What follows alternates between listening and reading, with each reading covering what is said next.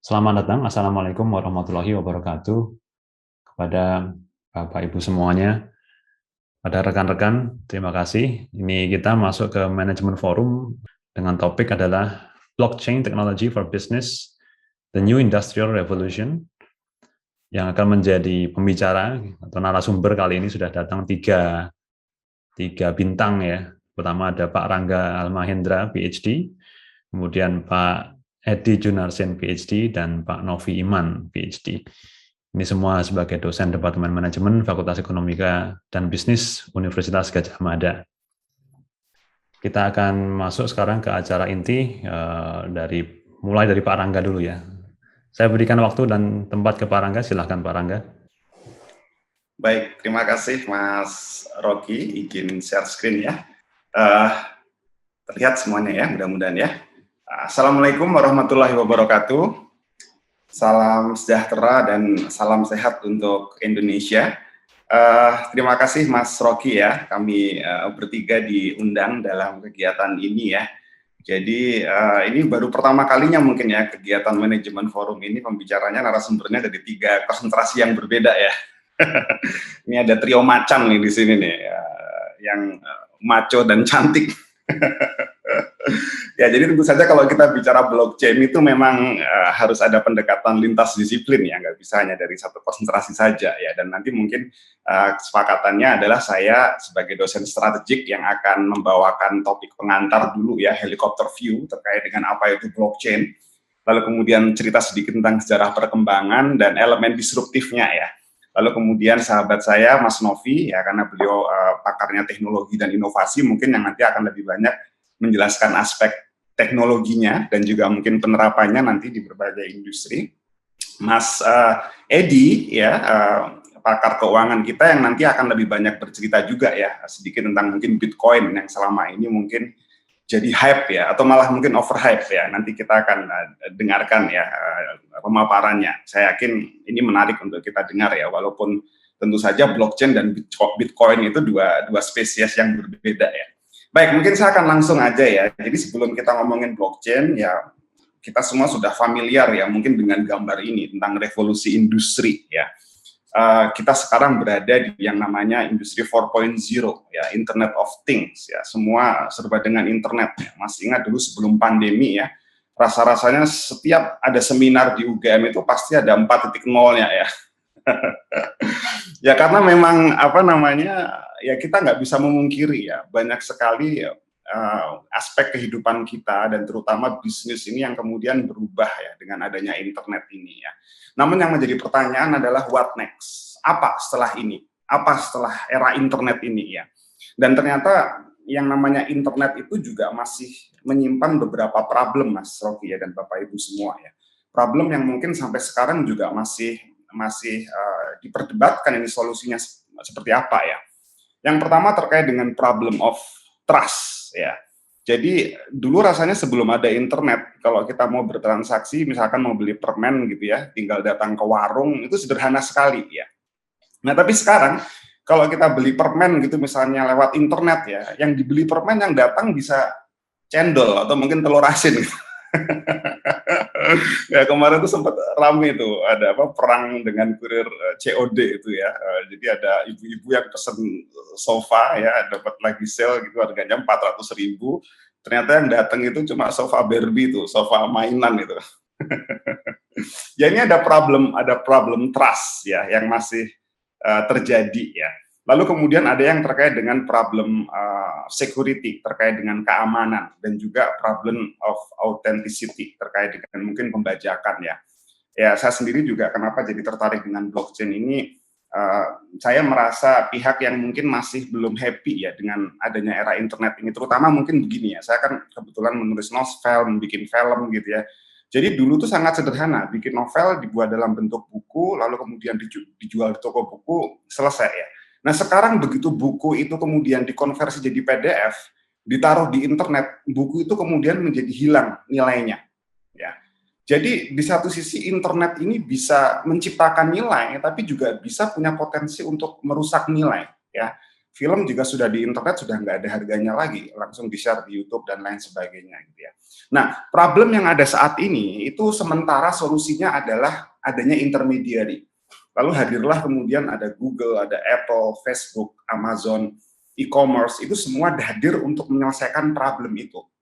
Nah, tapi masalahnya ya, adanya intermediary ini juga ternyata menciptakan problem baru. Ya, kita tahu yang namanya intermediary itu kan berarti menambah layer birokrasi, menambah layer of transaction ya, yang membuat ini menjadi mahal gitu ya. Dan kita sendiri juga nggak pernah tahu nih ketika kita pakai produknya Google ya, selama ini kita mengira kita adalah konsumennya Google, padahal yang sebetulnya terjadi adalah kita tuh produknya Google. Kita nggak tahu bahwa data kita, mungkin ya perilaku kita gitu, interest kita kemudian dipelajari, kemudian dijual ke pihak lain. Nah, ini yang kemudian yang terjadi ya. If you are not paying for the product, then you are the product. Ya, jadi di satu sisi memang ada satu dilema ini. Internet itu membawa kita pada demokratisasi informasi ya, tapi di satu sisi itu membuat adanya yang namanya monopoli data, monopoli kekuasaan ini loh, yang terjadi ya. Nah, sehingga muncullah yang namanya fenomena ya, adanya suatu gerakan, saya bilang ini gerakan ya, karena social movement ya, untuk mengajak kepada demokratisasi data. Ya, bahwa yang namanya individu itu yang seharusnya mengontrol data, transaksi dan aset mereka sendiri ya. Dan kemudian mengajak untuk kita memikirkan kembali ya, era sentralisasi data ini menjadi era desentralisasi data. Di mana kalau dalam era desentralisasi data ini ya, yang namanya resiko terkait dengan kegagalan sistem, failure of the system karena bergantung pada satu otoritas itu bisa dihindari ya. Dan ini tentunya juga lebih aman ya, karena kalau ini disebar di banyak titik desentralisasi ya, maka peluang adanya serangan itu menjadi lebih kecil untuk terjadi ya. Nah, ini yang kurang lebih mungkin ditulis ya di sebuah buku yang menurut saya cukup provokatif ya, ditulis oleh George Gilder ya, Life After Google, The Fall of Big Data and the Rise of the Blockchain Economy ya. Jadi padahal belum lama ya, kita kan kemarin ngomongin tentang big data ya, tentang data analytics dan lain sebagainya. Buku ini bercerita bahwa suatu saat itu semua akan jatuh dan akan ada era kebangkitan yang disebut sebagai era kebangkitan ekonomi blockchain ya. Nah, pertanyaan berikutnya adalah apa itu blockchain? Nah, ini tentu saja nggak gampang ya. Ya sama seperti kayak mungkin kalau kita diminta menjelaskan internet gitu ya, mungkin 30 tahun yang lalu, 20 tahun yang lalu mungkin kita juga kesulitan. Atau bayangkan mungkin di tahun 1900-an gitu ya, kita diminta untuk menjelaskan apa itu listrik, mungkin juga kita akan kesulitan ya. Jadi ini tentu saja nggak mudah ya. Tapi kalau saya ditanya ya, apa sebetulnya blockchain itu dengan cara yang sederhana ya, mungkin saya akan menggunakan terminologi ini ya. Jadi blockchain itu adalah teknologi yang menghilangkan peran pihak ketiga dalam transaksi. Teknologi yang menghilangkan intermediary dalam transaksi. Coba bayangkan, ini kelihatan simple ya. Tapi kalau kita renungkan ya, ini sangat renungable sekali ya kalimat ini ya. Karena apa? Kita lihat sekitar kita semua bisnis itu kan intermediary. Bank itu adalah intermediary. Asuransi itu adalah intermediary. Bahkan rumah sakit itu intermediary. Travel agent itu intermediary ya. Dan kita akan melihat ada suatu janji yang diberikan oleh blockchain, katanya ini bisa menghilangkan peran pihak ketiga dalam transaksi. Nah, lebih tepatnya ini bagaimana bisa terjadi ya, tentu saja definisi tadi kurang akurat ya, mungkin yang lebih precise itu adalah blockchain adalah teknologi yang digunakan untuk autentikasi catatan transaksi dalam rantai blok yang terdesentralisasi ya, ada istilah baru distributed ledger ya, dengan menggunakan kriptografi sehingga membuatnya immutable ya, kekal atau permanen. Jadi immutable ini bukan imut dan tebel ya. Kalau imut dan tebel itu Mas Edi. Maaf Mas Edi ya, sambil bercanda ya. Nah, oke, mungkin ini terlalu banyak jargon ya. Jadi saya ingin mengajak audiens itu untuk membayangkan aja ya supaya lebih gampang. Bayangkan ada rantai blok ya. Blok yang terikat rantai. Ya. Di dalamnya ada catatan transaksi. Catatan transaksi ini dibuat transparan, semua orang bisa melihat, memverifikasi, memvalidasi ya. Dan ini terdesentralisasi, tidak terkontrol oleh satu otoritas ya. Dan yang terakhir adalah immutable, kekal, permanen, jadi tidak bisa dimanipulasi ya. Nah, ini yang kemudian menjadi elemen disruptif dari blockchain itu sendiri. Yang kemudian kalau kita lihat perkembangannya menjadi sangat menarik ya blockchain ini ya. Dan kalau kita lihat sendiri memang teknologi blockchain itu disanggah oleh dua pilar utama ya. Ada yang namanya distributed ledger technology dan ada yang namanya public key cryptography. Ya, ini nanti saya akan masuk lebih dalam ya, tapi mungkin nanti tentu saja Mas Novi yang lebih kompeten untuk menjelaskan ini ya. Jadi apa itu distributed ledger? Ya, jadi kita mengenal kata ledger itu sebagai buku besar ya, buku besar transaksi ya. Yang sekarang kita bicarakan adalah buku besar digital. Ya, kita tahu ya di ilmu akuntansi ya, ada yang namanya itu double entry bookkeeping ya, dikenalkan oleh Luca Pacioli itu ya, bapak akuntansi ya, yang mengatakan bahwa ya transaksi itu akan otentik ya, ada debit ada kredit yang akan selalu seimbang gitu ya, setimbang gitu ya. Dan tentu saja selama ini kita mempercayakan ada proses audit ya terhadap buku transaksi itu ya pada satu pihak ya. Nah, problemnya adalah apakah satu pihak ini bisa dipercaya ya? Gimana kalau seandainya kita tidak menyandarkan trust ini pada satu pihak, tapi buku besar transaksi ini bisa disebar ke banyak pihak. Sehingga apa? Semua orang yang memiliki buku besar ini bukan hanya bisa memverifikasi ya, tapi juga bisa melakukan transaksi ya, transaksi atas persetujuan anggota seluruh jaringan. Nah, jadi ini konsep yang kemudian menarik ya, karena kalau sudah begini, kita akan mencoba melihat inovasi yang lebih besar lagi ini dengan adanya distributed ledger ini. Karena dalam buku besar yang lama mungkin masih ada celah ya untuk manipulasi ya. Tapi kalau dalam konsep distributed ledger ini, maka yang namanya buku besar berisi transaksi ini tidak bisa dimanipulasi atau diintervensi oleh otoritas tertentu ya.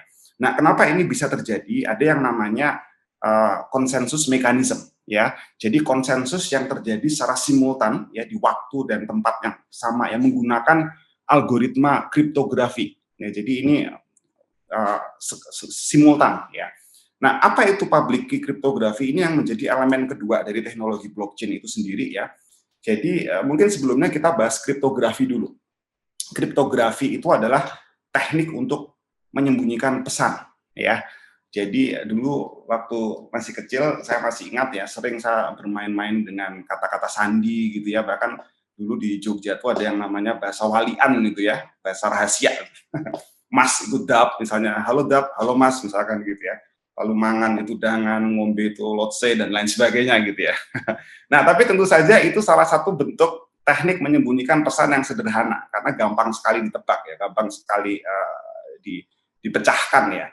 Kalau di Malang itu ada posowaliannya lebih gampang lagi. Kerang alam itu artinya arek malam, tinggal arek Malang ya, tinggal dibalik ya.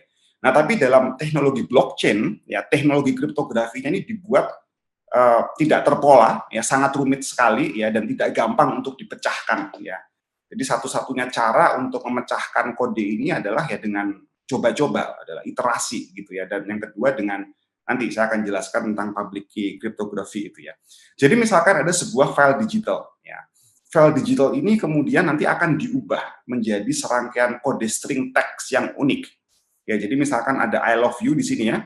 I love you ini ada yang namanya hash function yang akan membuat ini kodenya sangat unik. Sehingga apabila misalkan ini dimanipulasi, misalkan di cintanya itu kita nodai gitu ya, dikasih titik gitu aja misalnya ya, maka kode hashnya akan berubah. Artinya ini sudah tidak lagi orisinal.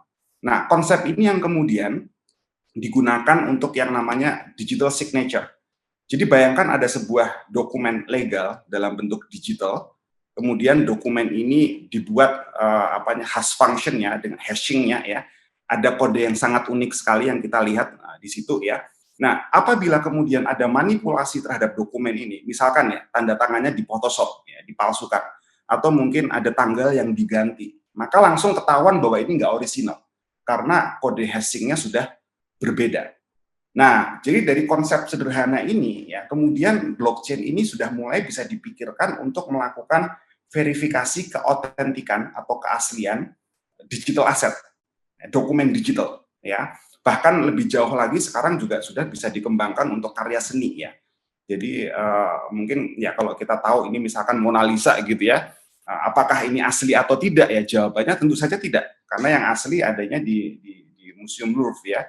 Dan kenapa itu asli harganya sangat mahal ya karena di sana hanya satu-satunya ya.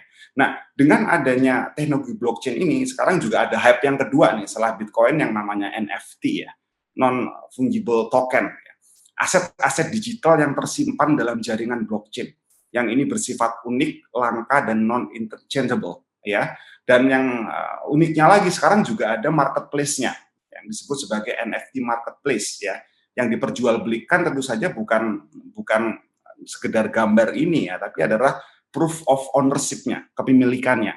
Ya sehingga memang ini kemudian menjadi angin segar ya bagi orang-orang di industri kreatif ya, termasuk musik, seniman dan lain sebagainya. Sekarang mereka punya cara ya untuk bisa melindungi aset mereka, monetizing dengan cara yang fair gitu ya. Selama ini tuh ya mungkin buat teman-teman di sini banyak yang pakai Spotify misalnya kayak gitu ya. Nah, ternyata saya punya teman yang kebetulan juga musisi, dia itu punya lagu yang didengarkan sampai jutaan orang gitu ya. Surprisingly ternyata dia hanya mendapatkan share dari Spotify itu tidak lebih baik dari UMR ya. Jadi memang saat ini memang tidak adil sekali buat para seniman itu ya. Nah dengan blockchain ini setidaknya bisa menjadi jawaban ya atas bagaimana para seniman itu bisa membuat asetnya jauh lebih berharga di era internet ini ya. Dan tentu saja ini kemudian berkembang ya kalau kita bisa mendigitalisasi aset ya artinya apa? Ini juga bisa dipakai menjadi sertifikat tanah ya. Ini bisa dipakai juga misalkan untuk ijazah digital ya. Selama ini kan kita nggak yakin ya mau menerbitkan ijazah dari UGM ini dalam bentuk digital. Ijazahnya ya masih fisik. Kita percaya dengan ijazah yang fisik ya. Tapi dengan adanya ijazah digital ini yang disimpan dalam blockchain, kita bisa tahu ya ini ijazah asli atau palsu gitu ya karena dengan autentikasi tadi itu. Nah itu kurang lebih ya tentang gambaran teknologinya. Nah sekarang kita akan bicara tentang historinya, sejarahnya ya. Jadi ternyata yang namanya blockchain itu sekarang sudah masuk ke fase yang ketiga. Jadi blockchain 3.0 ini ya. Nah mungkin kita akan perlu bahas satu persatu ya tahapan-tahapan perkembangan blockchain ini ya.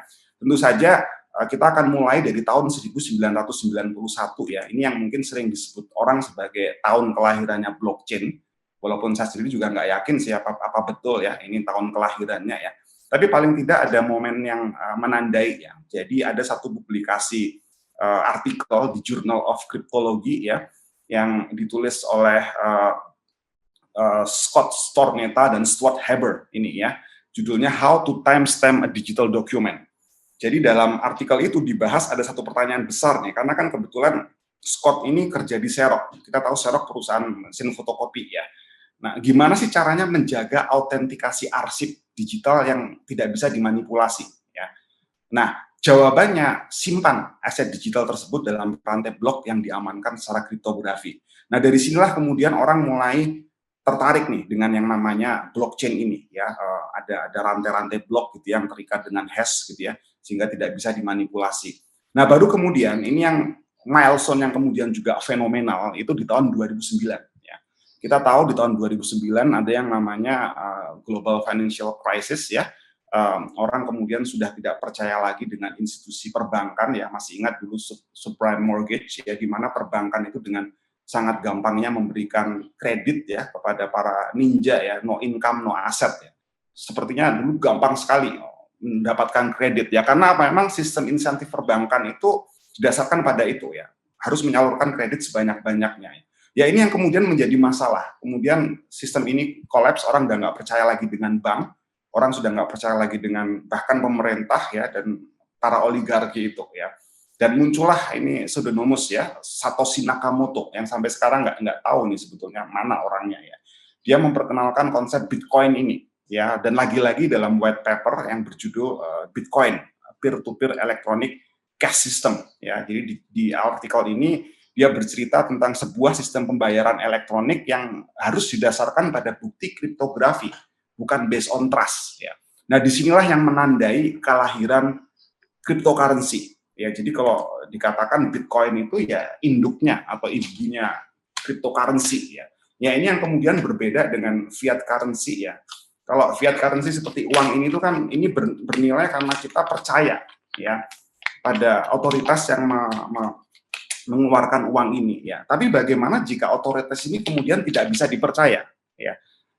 Ya, misalkan ada defisit yang besar sekali atau kemudian ada hutang yang besar sekali terus kemudian pemerintah memutuskan untuk mencetak uang sebanyak-banyaknya. Ya, ini yang terjadi di Zimbabwe dan Venezuela kan seperti itu ya. Dan akhirnya apa? Uang ini menjadi nggak ada nilainya. Ya. Maka kemudian gerakan itu mengajak, sudah, mari sekarang kita percaya pada komputer aja. Ya, kita menciptakan cryptocurrency ini dari komputer, ya, dan kita akan batasi supply-nya. Ya, kalau yang namanya fiat currency ini kan unlimited, ya, yang dulu sejak berakhirnya Bretton Woods ini kan currency tidak lagi di-pack dengan emas ya waktu itu. Yang ini membuat akhirnya pemerintah dengan gampang sekali cetak uang gitu ya. Nah dengan Bitcoin ini nggak bisa, karena Bitcoin itu jumlahnya dibatasi, hanya ada 21 juta koin yang nanti hanya bisa di mining ya sampai nanti tahun 2041 ya, 2141 gitu ya. Nah konsep ini kemudian menarik perhatian banyak orang ya, banyak pihak ya untuk mencari tahu lebih jauh tentang teknologi cryptocurrency ini ya, walaupun honestly saya sendiri tidak terlalu serap ya dengan istilah cryptocurrency ya, karena memang ya kita di Indonesia ini kan mata uang yang kita pakai adalah rupiah ya, jadi tidak mungkin ada mata uang yang lain ya, jadi lebih tepat mungkin kita sebutnya sebagai crypto aset saja, karena saya lebih melihat Bitcoin ini sebetulnya bukan currency tapi sebagai komoditi ya, yang kemudian juga nanti akan berkembang ya. Jadi setelah Bitcoin itu kan kemudian ada banyak sekali currency yang bermunculan ya. Ada misalkan Ethereum, ada Ripple ya. Sekarang ada istilah yang namanya itu ICO ya, Initial Coin Offering ya, sama seperti kayak IPO itu ya, di mana banyak sekali koin-koin baru yang bermunculan. Dan setiap koin itu biasanya ada underlying project ya, fundamentalnya koin itu ya pada project itu. Misalkan di Ethereum itu underlying project-nya adalah di smart contract, nanti saya akan jelaskan ya. Kalau di XRP atau Ripple ini underlying-nya adalah international payment. Lalu kemudian ada Cardano dan lain sebagainya, mereka juga punya punya project di balik itu ya. Nah, lalu kemudian orang melihat bahwa currency ini terlalu volatile ya, sehingga kemudian muncul yang namanya stablecoin. Jadi stablecoin ini adalah cryptocurrency yang di-pack pada mata uang fiat ya. Lalu muncul lagi yang namanya CBDC, Central Bank Digital Currency ya. Jadi kemarin sempat rame ya ketika harga Bitcoin anjlok, terjun bebas ini kan salah satunya karena pemerintah Cina melarang ya penggunaan Bitcoin ini ya. Ujung punya ujung ternyata pemerintah Cina sekarang sedang menyiapkan sendiri ya mata uang digitalnya. Ya. Jadi seperti BI dan lain sebagainya ini saya juga ke depan pasti akan tertarik ini untuk mencermati perkembangan teknologi ini ya, karena CBDC ini juga menjadi salah satu bagian dari crypto aset yang menarik untuk dikupas ya. Lalu ada yang lain ya, privacy coin, governance token, utility token, NFT tadi yang sudah saya jelaskan gitu ya. Nah, baru kemudian kita masuk ke fase kedua ini, blockchain 2.0 ya. Ditandai dengan diperkenalkannya Ethereum. Jadi ini ada orang Vitalik Buterin dari Kanada ini yang mengembangkan lebih lanjut ya. Kalau tadinya Bitcoin bloknya itu hanya berisi transaksi digital money ya, sekarang bloknya itu berisi smart contract atau kontrak pintar ya.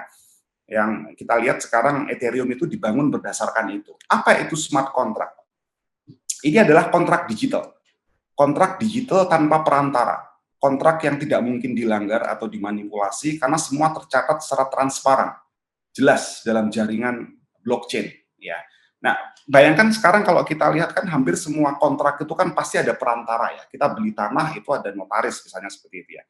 Bahkan yang paling sederhana ya, kita gesekin kartu kredit kita ketika kita belanja ya. Ketika kita menggesekkan kartu kredit itu kan urusannya bukan hanya antara penjual dengan pembeli, tapi di balik itu ya, ini ada penjual yang kemudian harus menghubungi banknya ya. Bank penjual ini kemudian harus menghubungi pengeluar kartu kreditnya, lalu kemudian pengeluar kartu kredit akan menghubungi banknya pembeli ya, baru kemudian akan menerima data transaksi dan lain sebagainya. Ada banyak sekali layer di belakang sini ya. Belum lagi kalau banknya itu melakukan outsourcing. Lagi-lagi semakin banyak layer ya, intermediari, proses ini akan menjadi semakin mahal ya. Nah, sehingga kalau kita lihat di sini ya, dengan adanya smart contract ini, kita akan masuk ke dalam yang namanya trustless system ya. Jadi trustless ini beda dengan distrust ya. Distrust itu ya sumber sengketa ini sebetulnya permasalahannya adalah pada distrust, adanya ketidakpercayaan ya, kemudian menjadi konflik gitu ya. Nah, dalam trustless system ini yang namanya trust itu dihilangkan. Jadi transaksi ya sudah otomatis saja, nggak perlu ada belief, nggak perlu ada trust gitu ya. Nah ini yang kemudian menjadi sangat menarik sekali ya untuk orang pengen tahu apaan sih smart contract gitu ya.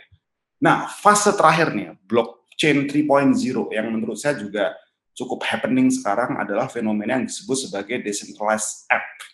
Jadi ini adalah fenomena di mana sekarang sudah semakin bermunculan ya aliansi-aliansi yang ingin mengembangkan blockchain ini untuk pengembangan di setiap sektor industri. Ya. Jadi Bitcoin nggak seberapa dibanding dengan potensi yang ada di balik decentralized apps ini dan smart contract ini. Dan nggak heran kemudian banyak sekali perusahaan besar yang membangun aliansi ya untuk mengembangkan teknologi ini ya. Yang paling besar ada Enterprise Ethereum Alliances ya, dan ada Hyperledger ya. Nah, jadi kalau kita lihat memang pada akhirnya kita melihat ini ada potensi yang cukup besar ya dengan adanya ekosistem blockchain ini ya. Dan kalau kita melihat slide ini ya, tentu saja ini sudah nggak bisa ngomongin hanya FEB aja ya. Mungkin kita juga harus mengajak dari fakultas lain juga ya, atau bahkan universitas lain ya, untuk mencermati bersama tentang blockchain ini. Karena blockchain ini sesuatu yang bukan hanya lintas disiplin ya atau interdisciplinary, bukan juga multidisiplin, tapi mungkin transdisciplinary. Ya. Makhluk baru yang sudah tidak ada sekat disiplin di sini, ya, karena sepertinya semua akan kena dampaknya, gitu ya. Nah ini yang kemudian menjelaskan tentang disruptive element dari blockchain ini, ya. Tadi saya sudah jelaskan beberapa terminologi pentingnya, ya. Yang pertama ada smart contract atau kontrak pintar, ya, yang ini sifatnya transparan, ya, bisa diakses siapa saja, immutable, permanen, kekal, tidak bisa dimanipulasi, ya. Ini secure, ya, tersimpan dalam blok yang dirantai, dalam hash yang tidak bisa ditembus, gitu ya. Dan kemudian ada konsensus mechanism. Ya, ini yang kemudian menjadi disruptive element dari blockchain itu sendiri, ya. Nah, sebagian scholar itu menganggap ya blockchain itu sebagai general purpose teknologi. Bahkan tahun 2017 kemarin Harvard Business Review itu membahas ini ya, special edition terkait dengan blockchain ini, yang menganggap bahwa blockchain ini akan menjadi teknologi fundamental ya, yang akan berpengaruh ke banyak hal ya, sama seperti listrik, sama seperti transistor, sama seperti komputer, sama seperti internet gitu ya, yang akan mengubah banyak hal ya. Nah, tapi ada satu hal yang menurut saya lebih menarik ya dari general purpose teknologi ini. Ada yang namanya itu adalah institutional technology ya. Jadi seperti demokrasi, seperti uang, seperti capital market, seperti Wall Street, ini adalah teknologi institusional ya, yang mengubah banyak hal ya. Teknologi yang mengubah governance system, bayangkan. Teknologi yang merubah market control, market coordination ya, yang mungkin kita akan melihat ini menjadi suatu hal yang menarik ya untuk dikupas dan mungkin nggak ada habisnya gitu ya. Dan itulah sebabnya saya dan teman-teman di manajemen juga sudah mulai menjajaki ya untuk membuat pusat kajian terkait dengan blockchain ini, bahkan dengan kawan-kawan di MSI sudah ada payung riset ya, karena memang banyak sekali mungkin teori-teori organisasi ini yang perlu direjuvenasi ya, mungkin diremajakan ya, organizational theory revisited ya, seperti misalkan theory of the firm ya, why do firm exist, kenapa perusahaan itu ada ya. Karena kalau menurut teori ini kan berkali-kali ditekankan pentingnya hierarki over market ya. Nah, sekarang ini dengan adanya blockchain ini mungkin hierarki sudah tidak diperlukan lagi ya, tapi akan mengarah kepada yang namanya heterarki ya. Lalu kemudian administrative behavior ya. Kita sering sekali membahas tentang bounded rationality ya dalam pengambilan keputusan. Ya, dengan adanya smart contract misalnya, mungkin bounded rationality menjadi tidak relevan lagi ya. Atau Williamson dengan transaction cost economics ya, yang menganggap perusahaan itu sebagai sekumpulan kontrak ya, sekumpulan transaksi gitu ya. Apa iya ke depan itu akan seperti itu ya? Malah mungkin yang akan terjadi ya, ini perusahaan akan dilihat sebagai bukan hanya kontrak ya, tapi nexus of coordination atau nexus of consensus ya, atau teori institutional ya, institutional teori yang berbicara tentang legitimasi harus datang dari aspek regulatif misalnya. Ke depan mungkin tidak lagi seperti itu ya, mungkin kita tidak perlu lagi yang namanya birokrasi, tidak perlu lagi yang namanya regulasi dan lain sebagainya ya, karena semuanya berjalan dalam blockchain ini ya. Dan mungkin social network theory ya yang paling banyak bicara terkait dengan peran intermediary ini yang juga mungkin perlu didiskusikan lagi nanti tentang peran structural holes. Nah, mungkin itu sedikit terkait dengan blockchain pengantar saja ya. Nanti mungkin lebih jauh Mas Novi akan menjelaskan sedikit juga tentang yang namanya decentralized autonomous organizations ya. Dan saya nggak tahu nih apakah saya harus mengakhiri presentasi ini ya. Saya harap ini bukan menjadi ending, tapi mungkin new beginning ya bagi kita semua untuk belajar tentang blockchain ya. Jadi mungkin saya akan menutup ini dengan ya selamat datang di era blockchain ya. Sekian dan terima kasih. Wassalamualaikum warahmatullahi wabarakatuh. Waalaikumsalam. Terima kasih Pak Rangga, luar biasa kita dapat overview tentang sejarah dan kompleksitasnya ya, termasuk menggedor beberapa teori-teori dasar yang kalau kita bicara organisasi ini menjadi pertanyaan gitu. Oke, selanjutnya adalah akan dilanjutkan oleh Pak Novi Iman. Pak Novi Iman, silahkan.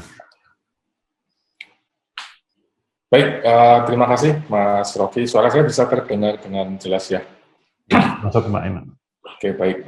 Bismillahirrahmanirrahim. Assalamualaikum warahmatullahi wabarakatuh. Terima kasih sekali untuk Lab Management yang sudah mengorganisasikan acara yang sangat menarik ini.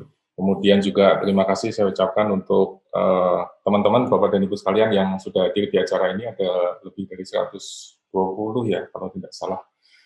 Jadi antusiasmenya cukup tinggi sekali. Nah, di kesempatan kali ini saya ingin sampaikan beberapa, kalau saya melihatnya agak lebih sedikit hati-hati begitu atau cautious dalam melihat teknologi blockchain dan teknologi DLT atau Distributed Ledger Technology secara umum. Sedikit saja perkenalan untuk yang belum kenal, karena nggak kenal kan nggak sayang ya, kata orang begitu, yang udah kenal lama aja nggak sayang-sayang gitu ya. Di sini memang sejak lama saya sudah banyak menggeluti tentang digital financial services. Jadi dulu sejak S1 kalau ditelusur balik itu saya menulis skripsi tentang strategic alignment di sektor perbankan. Kemudian di tesis S2-nya tentang electronic banking. Kemudian di S3 banyak menggeluti tentang mobile payment dan seterusnya. Jadi beberapa area yang menjadi bidang kekhususan saya pada saat ini adalah digital financial services, kemudian service. Kemudian kalau teman-teman tertarik untuk melihat lebih lanjut di YouTube ini ada beberapa rekaman video yang mengulas tentang itu, nanti bisa dipelajari lebih dalam di sana. Kemudian karena tadi sebagian besar sudah dibahas dengan cukup baik sekali oleh Pak Rangga, jadi saya akan lebih banyak memilih untuk mendiskusikan sedikit tentang blockchain dan distributed ledger technology, tapi dari sisi teknologinya, dari fungsi-fungsi esensial yang ada di dalamnya, kemudian nanti apa yang bisa kita lakukan, termasuk implikasi dan konsekuensi atas berkembangnya dua hal ini. Nah, untuk pengantar dulu, mungkin saya ingin tunjukkan sebuah kartun ini dari Scott Adams ya, bahwa blockchain itu sudah menjadi istilah yang begitu populer. Tadi kalau Pak Rangga sampaikan, di setiap seminar pasti ada 4.0. Sekarang kalau kita buka koran, majalah, itu hampir pasti kita temukan istilah seperti blockchain, kemudian Bitcoin, kemudian cryptocurrency, dan seterusnya. Tapi pertanyaannya adalah apakah benar-benar kita semua itu tahu atau paham betul apa yang dimaksud dengan blockchain gitu. Jangan-jangan ini hanya sebuah istilah yang populer yang kemudian menjadi hype begitu, terus kemudian biar kelihatan keren kita gunakan kata ini atau istilah ini, padahal kenyataannya belum tentu demikian. Yang terjadi sebetulnya blockchain itu bukan hal yang benar-benar baru. Tadi sudah disampaikan oleh Pak Rangga tentang kriptografi, timestamping, dan seterusnya yang sudah ada sejak tahun 80-an.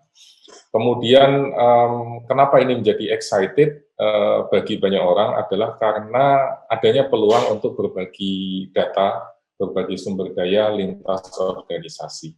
Sekali lagi ini bukan hal yang baru begitu, karena ini sudah terjadi sejak lama. Bagi industri yang belum pernah melakukan hal ini, misalnya seperti perbankan yang sangat rigid begitu, sangat highly regulated, kemudian diperkenalkan dengan konsep semacam ini, maka ini akan menjadi sesuatu yang seksi gitu, sesuatu yang menarik. Tapi sesungguhnya bagi industri atau organisasi yang memang menggeluti soal data management dan seterusnya, ini bukanlah sesuatu yang baru. Tapi apapun itu, blockchain itu akhirnya menjadi semacam membawa blessing in disguise, bahwa pada akhirnya kita menjadi aware, kita menjadi paham tentang perlunya berbagi data lintas organisasi yang berbeda. Tentu masing-masing nanti akan membawa implikasi atau tanggung jawab atau konsekuensi yang beragam juga. Cuman sekali lagi ini salah satu webinar yang ada di Wakanda gitu ya. Anda bisa lihat di sini banyak sekali istilah-istilah yang dimunculkan, jargon-jargon teknis yang dimunculkan. Kalau saya sendiri berpendapat bahwa alangkah lebih baik kalau kita fokus ke hal yang benar-benar sesuai, tapi kita paham betul, kita kuasai betul, dan kita bisa eksploitasi, kita bisa manfaatkan untuk kemaslahatan kita bersama.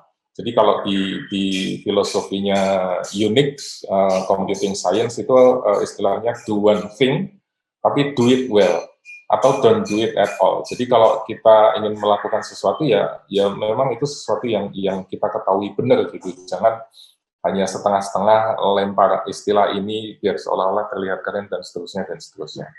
Nah, di sini saya ingin menunjukkan atau menjelaskan dengan agak sedikit lebih dalam begitu bahwa blockchain, kemudian Bitcoin, kemudian distributed ledger dan database itu pada dasarnya hal yang amat sangat berbeda. Jadi sebetulnya kalau di dunia komputasi namanya distributed database atau database yang terdesentralisasi itu adalah barang yang sudah lumrah gitu, banyak sekali dilakukan dan itu memang sudah mature begitu. Kemudian muncul distributed ledger technology, ini secara lebih spesifik tadi yang disampaikan Pak Rangga bahwa di sini fungsinya lebih seperti pencatatan ledger buku besar yang sifatnya terdistribusi, terdesentralisasi, kemudian reliable, sulit untuk diubah, tapi di sisi lain dia tersedia kepada setiap stakeholder. Jadi mau diakses kapan saja, di mana saja, itu mudah dan nyaman. Kemudian blockchain itu adalah bagian dari distributed ledger. Jadi distributed ledger atau buku besar yang terdistribusi itu tidak hanya blockchain, ada banyak sekali jumlahnya. Tapi yang kemudian populer memang saat ini adalah blockchain. Dan blockchain itu yang tadi diperkenalkan oleh Pak Rangga sudah sampaikan, Satoshi Nakamoto di papernya tentang yang berjudul tentang Bitcoin, peer-to-peer electronic transfer system. Nah, ini tadi yang ingin saya sampaikan, Bapak Ibu, Mas dan Mbak, teman-teman sekalian, bahwa distributed ledger ini menjadi sangat populer karena sebelumnya kita terpaku pada sesuatu yang tersentralisasi ya, jadi fokus hanya di satu tempat saja, kemudian sifatnya cenderung fix, kemudian hanya bisa diakses oleh orang-orang tertentu, dan membutuhkan adanya semacam pihak yang independen gitu sebagai wasit atau sebagai mediator dan seterusnya. Tapi tadi kita karena 2008-2009 ada krisis ekonomi, muncul ketidakpercayaan terhadap institusi perbankan yang sebelumnya kita sudah sangat junjung tinggi begitu, tetapi ternyata melukai perasaan kita sehingga gagasan tentang distributed ledger ini mengemuka kembali. Gimana kalau clearing house atau pihak yang menjadi intermediary itu tidak bisa dipercaya atau gagal untuk menjalankan kewajibannya dan seterusnya. Makanya muncul teknologi distributed ledger dan salah satunya adalah blockchain. Nah, tentu saja blockchain ini hanya salah satu, karena di sisi lain ada contoh distributed ledger yang lain, misalnya directed acyclic graph, kemudian ada hash graph, dan seterusnya, cuman memang tidak terlalu populer. Saat ini yang masih atau yang cukup populer adalah blockchain ya, yang mudah sekali untuk dihafal atau diucapkan oleh banyak orang. Kemudian mengapa distributed ledger ini menjadi menarik? Karena dia terdistribusi, kemudian dia anonimus, kemudian menggunakan konsensus bersama, jadi kesepakatan bersama, Immutable tadi disampaikan oleh Pak Rangga, dia permanen sifatnya, tidak bisa diubah, tidak bisa diotak-atik. Kemudian ada timestamp-nya, ada fingerprint-nya atau ada catatannya. Kemudian bisa diprogram, ini kalau kita masuk ke blockchain yang versi 2.0 dengan smart contract dan seterusnya. Lalu yang terakhir adalah sifatnya sangat secure. Nah, untuk menjelaskan apa ya dengan bahasa yang lebih mudah gitu, gambaran yang lebih mudah,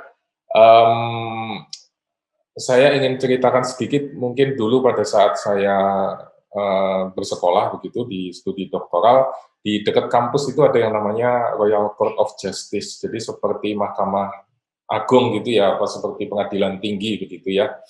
Kemudian di dekat situ ada yang namanya Rolls Building,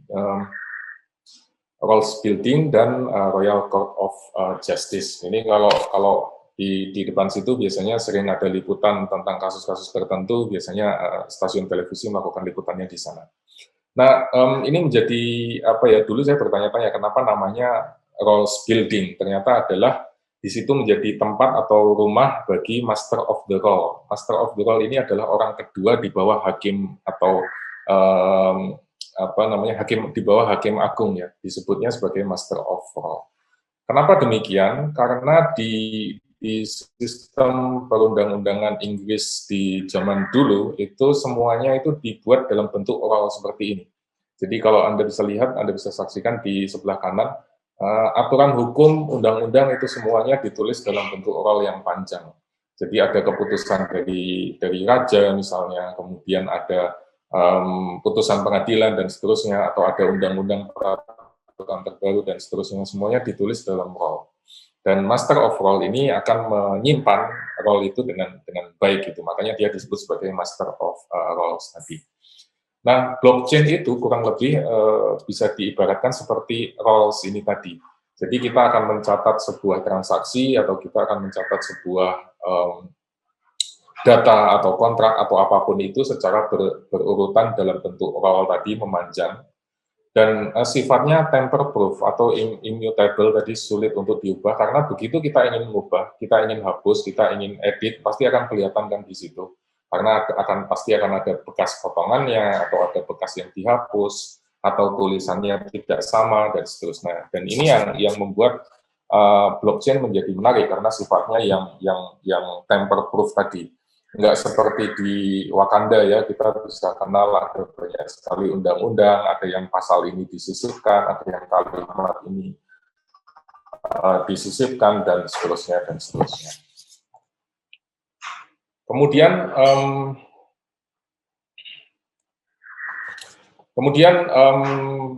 blockchain memang mengemuka tadi yang disampaikan oleh Pak Rangga, 1.0 pada tahun 2008 dari paper yang ditulis oleh Satoshi Nakamoto. Kita masih belum tahu siapa dia, apakah dia laki-laki atau perempuan, apakah dia sendirian atau banyak orang. Ada yang mengatakan ini adalah orang-orang dari Google, ada yang mengatakan ini adalah dari CIA, dan seterusnya, dan kita belum pernah tahu. Tetapi yang menarik adalah bahwa dengan paper ini, orang kemudian sadar akan arti pentingnya teknologi blockchain. Jadi bukan Bitcoin-nya, bukan cryptocurrency-nya per se begitu, tetapi teknologi di balik itu, yaitu blockchain. Dan kemudian dengan menggeluti blockchain ini, kita juga jadi kembali dari memahami soal distributed ledger technology. Bahwa dengan teknologi ini kita bisa membuat sebuah sistem yang immutable, kita bisa membuat sistem yang tadi tamper-proof, sulit untuk diubah, dan kita bisa pada akhirnya punya sistem yang bisa kita andalkan, kita bisa reliable, kita bisa rely on the system without centralized authority, without pihak ketiga, without intermediary, seperti bank sentral, pemerintah, dan seterusnya. Ini yang kemudian membuat teknologi ini menjadi sangat menarik. Kemudian prosesnya secara lebih teknis, mungkin kalau di Bitcoin itu ketika seseorang ingin mengirimkan sesuatu dari misalnya dari A ke B, nah transaksi ini nanti akan dibuat dalam sebuah blok, kemudian blok tadi akan diverifikasi oleh para pihak yang ada di dalam blok tersebut. Kemudian kalau verifikasinya sudah terjadi, disetujui, memang ini dianggap sebagai sesuatu yang legitimate, maka blok itu nanti akan ditambahkan. Begitu seterusnya, sampai kemudian nanti akan ada blok, dan seterusnya yang memanjang, seperti rolls tadi, seperti blok yang saling berantai. Kemudian dalam perjalanannya tentu saja ini tidak hanya menjadi blok yang berisi transaksi, tapi yang tadi Pak Rangga sampaikan di blockchain 2.0, kita bisa memasukkan data, kita bisa memasukkan informasi, kita bisa memasukkan aplikasi, pemrograman, dan lain sebagainya. Kemudian sekali lagi karena prosesnya ya tidak melibatkan pihak ketiga, kemudian setiap orang bisa punya buku besarnya masing-masing, punya ledgernya masing-masing, sehingga proses validasinya itu tidak rumit karena tidak membutuhkan adanya central authority tadi. Kemudian dari sisi efisiensi ini akan menjadi lebih efisien karena prosesnya akan menjadi tidak lagi paper intensif ya, karena semuanya sudah dikerjakan oleh algoritma yang ada. Inilah mengapa kalau di Eropa itu Santander, sebuah bank besar di Spanyol, berinvestasi cukup banyak di blockchain karena dia ingin menghemat proses clearing yang dilakukan setiap hari ya, karena setiap hari kan pasti bank melakukan transaksi nasabahnya dari bank satu ke bank yang lain. Dan setiap tutup buku itu kan harus di clearing semuanya. Dan itu membutuhkan proses yang luar biasa rumit dan boros. Tapi dengan adanya teknologi ini, proses itu akan jauh lebih mudah, kemudian bisa divalidasi, bisa dijamin kesahannya begitu. Kemudian potensi untuk terjadinya fraud lebih kecil, efisiensinya lebih besar, pemrosesannya juga akan jauh lebih cepat. Kemudian kalau kita masuk lebih detail lagi tentang proses pembuatan blok tadi, blok yang saling berantai, karena blockchain itu sifatnya adalah blok yang saling berantai ya, jadi ada blok yang pertama, kemudian blok yang kedua, blok yang ketiga, dan seterusnya. Sehingga membuat blok ini menjadi immutable, yang menjadi permanen, karena kalau kita ingin mengubah salah satu, berarti kita harus mengubah balik ke belakang semuanya, atau istilahnya dilakukan forking. Ya. Kemudian, seperti teman-teman bisa lihat di sini, masing-masing blok itu akan membawa elemen enkripsi dari blok sebelumnya. Jadi ada blok di sini, nanti akan dibawa ke sini, kemudian blok yang ada di sini akan dibawa ke blok berikutnya, dan seterusnya.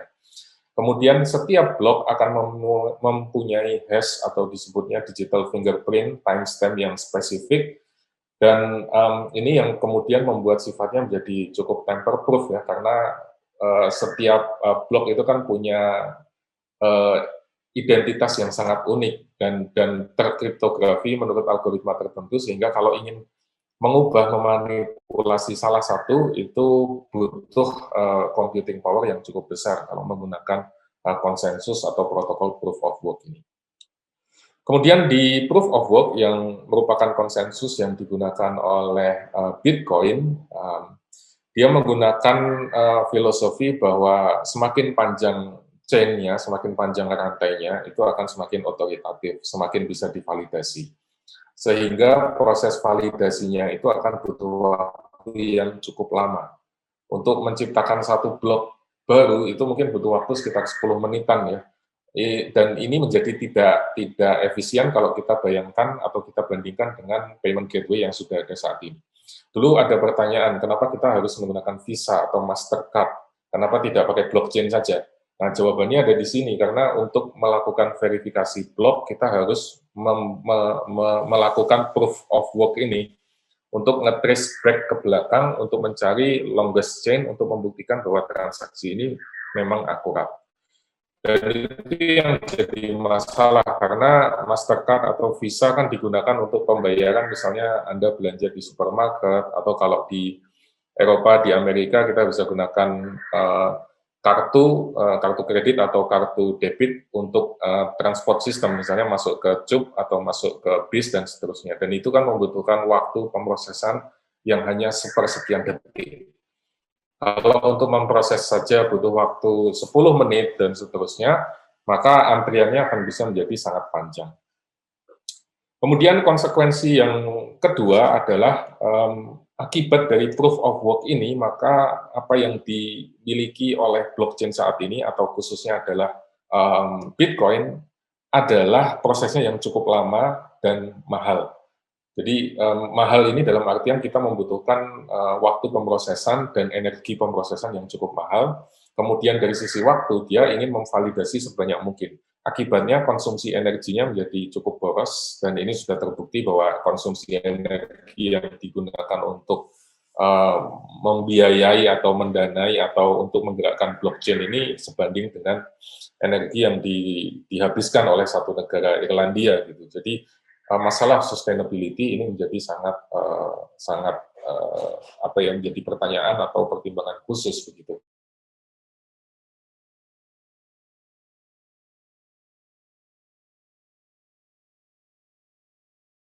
Untuk credibility, untuk authority. Jadi kita ingin mendapatkan kualitas transaksi atau data yang Oke, saya ulang sedikit. Jadi di proses proof of work ini memang membuat blockchain tidak cepat. Blockchain menjadi sangat lambat dan cukup mahal karena membutuhkan energi yang besar.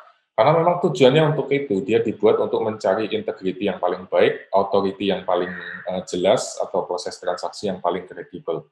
Jadi kalau ditanya apakah blockchain bisa menggantikan Mastercard atau Visa, untuk saat ini belum, karena memang tidak ditujukan untuk keperluan itu.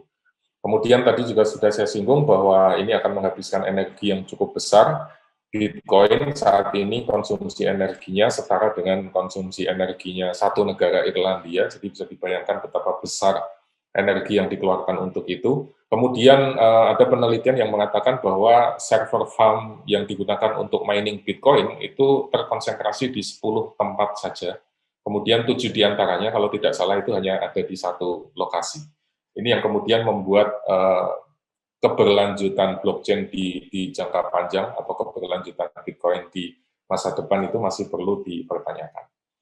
Kemudian yang kedua, tadi juga sudah disinggung oleh Pak Rangga juga, bahwa kita membutuhkan kriptografi ya, jadi kita butuh yang namanya private key dan public key. Untuk kita bisa ngeklaim bahwa blok ini milik saya, bahwa ada sekian Bitcoin yang saya miliki, itu saya membutuhkan private key yang nanti akan dicocokkan dengan public key, jadi mirip seperti password gitu.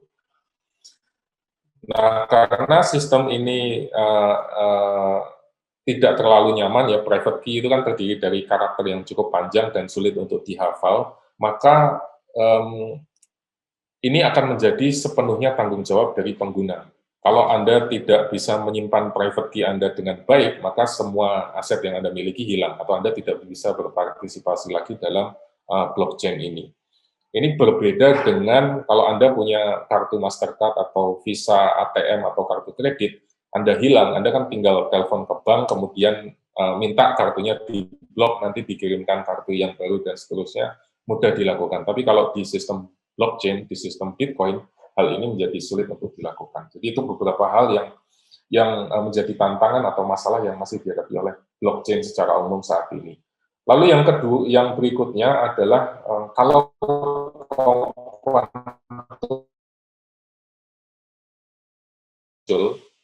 quantum computing bisa benar-benar lahir, maka forking ini menjadi mudah, sehingga untuk membongkar semuanya itu bisa sangat cepat dilakukan.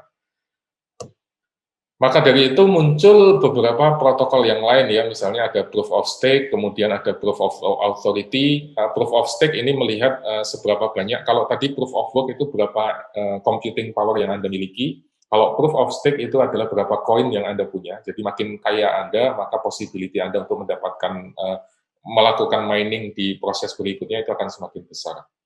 Kemudian proof authority itu melihat seberapa authority Anda di dalam sebuah sistem. Jadi sistem ini dibuat sedemikian rupa, konsensus ini dibuat sedemikian rupa untuk mengatasi masalah yang dihadapi oleh Bitcoin blockchain tadi, karena harus memverifikasi chain yang panjang, butuh waktu lama, energi yang lama, maka dibuat beberapa konsensus yang berbeda. Kemudian selanjutnya yang tadi juga sudah disampaikan oleh Pak Rangga, aplikasi dari blockchain di sektor bisnis, di sektor organisasi, dan seterusnya, kalau boleh saya sederhanakan, sebetulnya ada dua. Yang pertama adalah smart contract, lalu yang kedua adalah decentralized autonomous organization atau DAO ya. Dan smart contract ini tadi juga sudah dijelaskan lahirnya dari Ethereum. Karena gagasannya sederhana, bagaimana kalau blockchain itu tidak hanya soal transaksi, tapi disisipkan data, disisipkan aplikasi, disisipkan rules atau program atau aplikasi atau data yang berbeda sehingga membuat blockchain ini bisa menjadi lebih berfaedah begitu. Nah, smart contract ini juga menjadi menarik karena aplikasinya bisa banyak sekali. Misalnya kalau kita akan melakukan perdagangan futures ya, kontrak berjangka misalnya.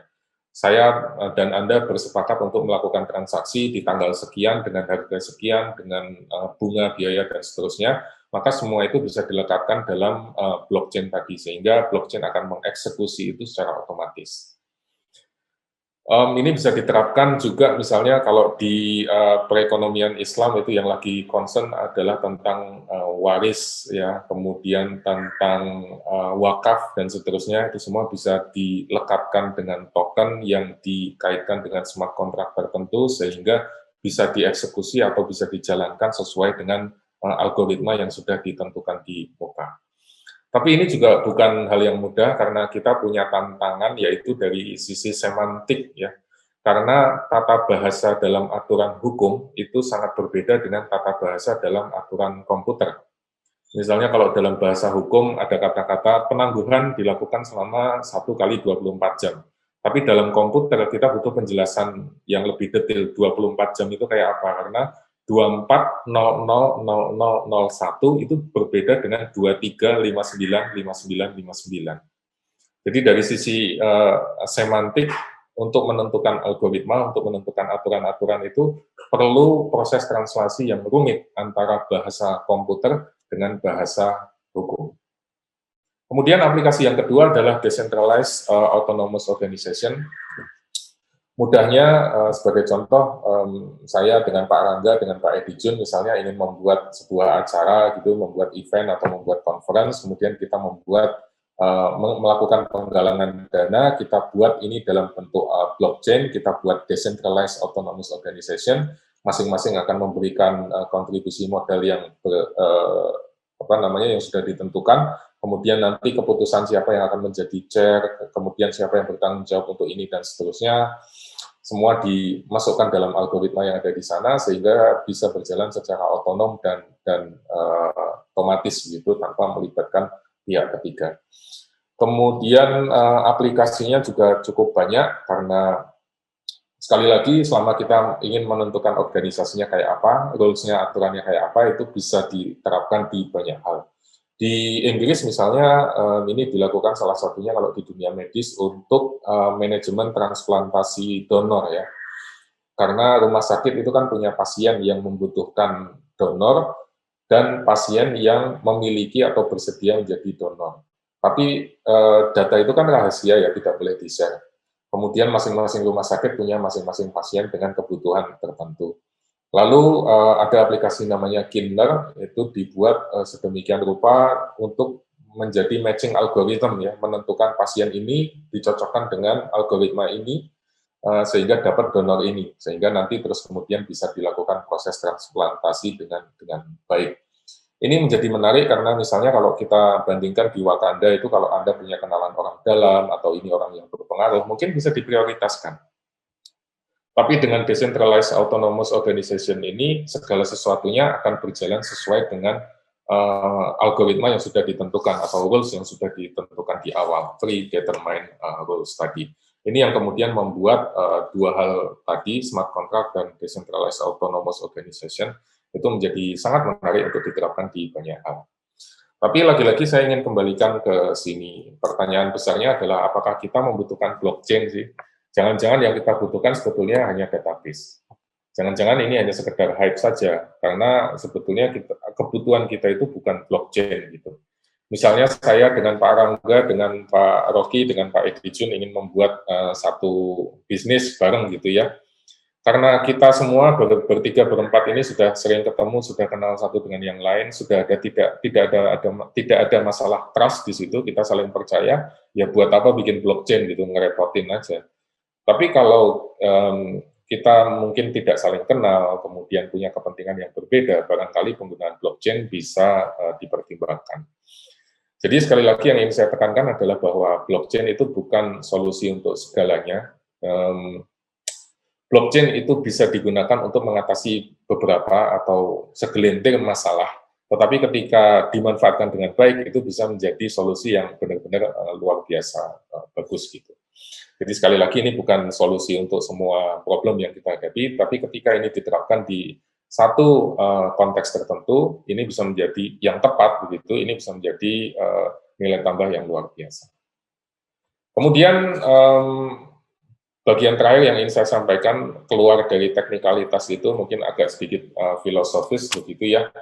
Kalau di Web 1.0 dulu kita mengenal internet di masa awal, jadi hanya kelihatan websitenya, setiap perusahaan atau setiap public figure punya websitenya masing-masing, sifatnya statis. Kemudian kita masuk ke Web 2.0 ketika sosial media itu berkembang, kita bisa saling berkomentar, kita bisa saling berinteraksi antara satu dengan yang lain, itu yang menjadi titik kelahiran Web 2.0.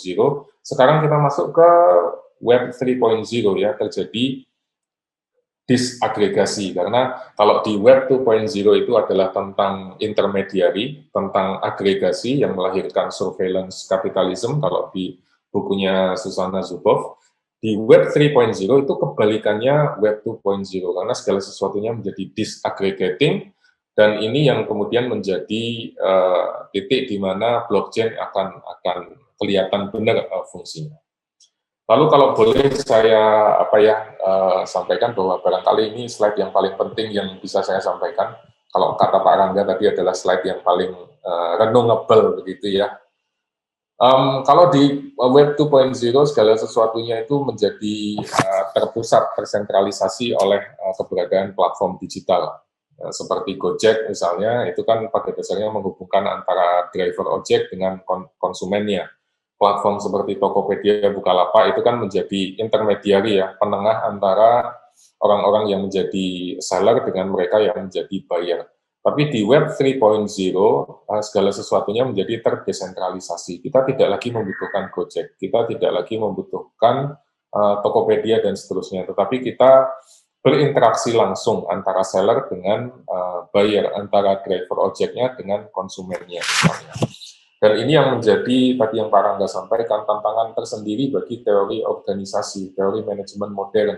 Karena bisa jadi kita akan menemukan dalam waktu dekat organisasi global yang beroperasi tanpa manajer.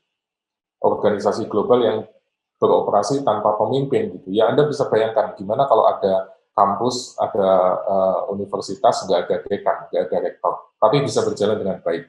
Atau mungkin Anda bisa bayangkan negara, tapi nggak ada pemerintahnya, tapi bisa berjalan dengan baik. Itu mungkin terlihat atau terdengar utopian, tapi beberapa pilot project yang mengarah ke sana sudah kelihatan, dan ini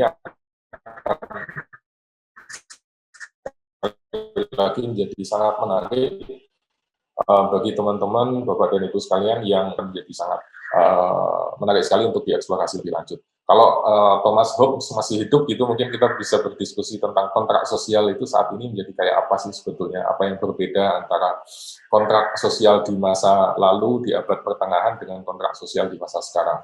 Kalau Bung Hatta masih hidup, mungkin ini masih akan menjadi sangat menarik ya, karena barangkali ini adalah bentuk dari demokratisasi ekonomi yang paling baik, gitu, paling sempurna. Karena kita bisa berinteraksi langsung tanpa ada middleman, tanpa ada perantara.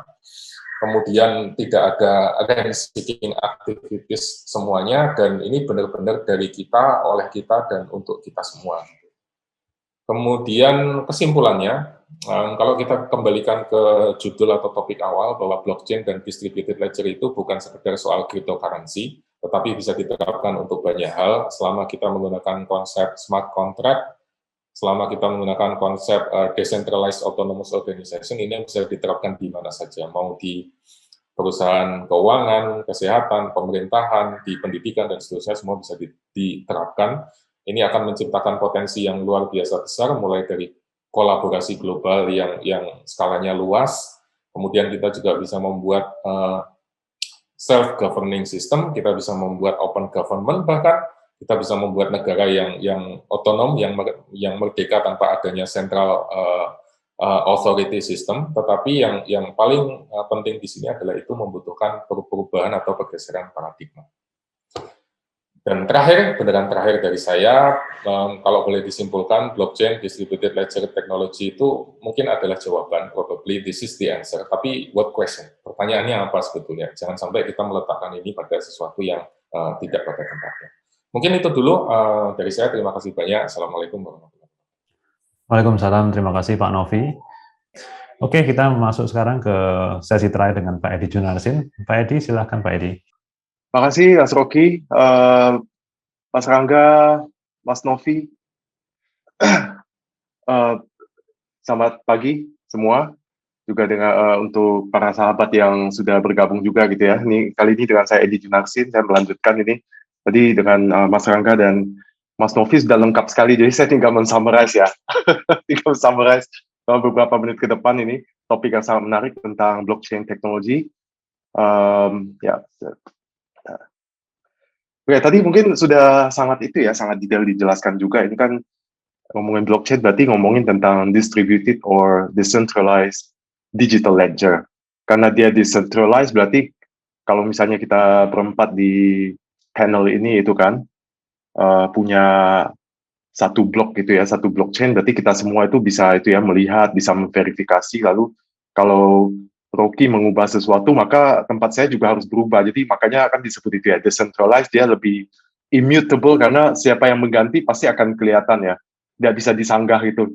Nah kalau di sistem biasa kan berarti kalau kita mengganti sesuatu ya nggak ada yang, mungkin tidak semua orang tahu gitu ya, kita mengganti data, kita mengganti angka gitu kan. Kalau dengan blockchain keistimewaannya adalah salah satunya adalah immutable karena ini ya, dia distributed or decentralized digital ledger. Kemudian tadi ini juga ya dijelaskan Mas Rangga dan Mas Novi tadi dalam smart contract. Sebuah smart contract berarti dia kan ini kan bisa executed automatically.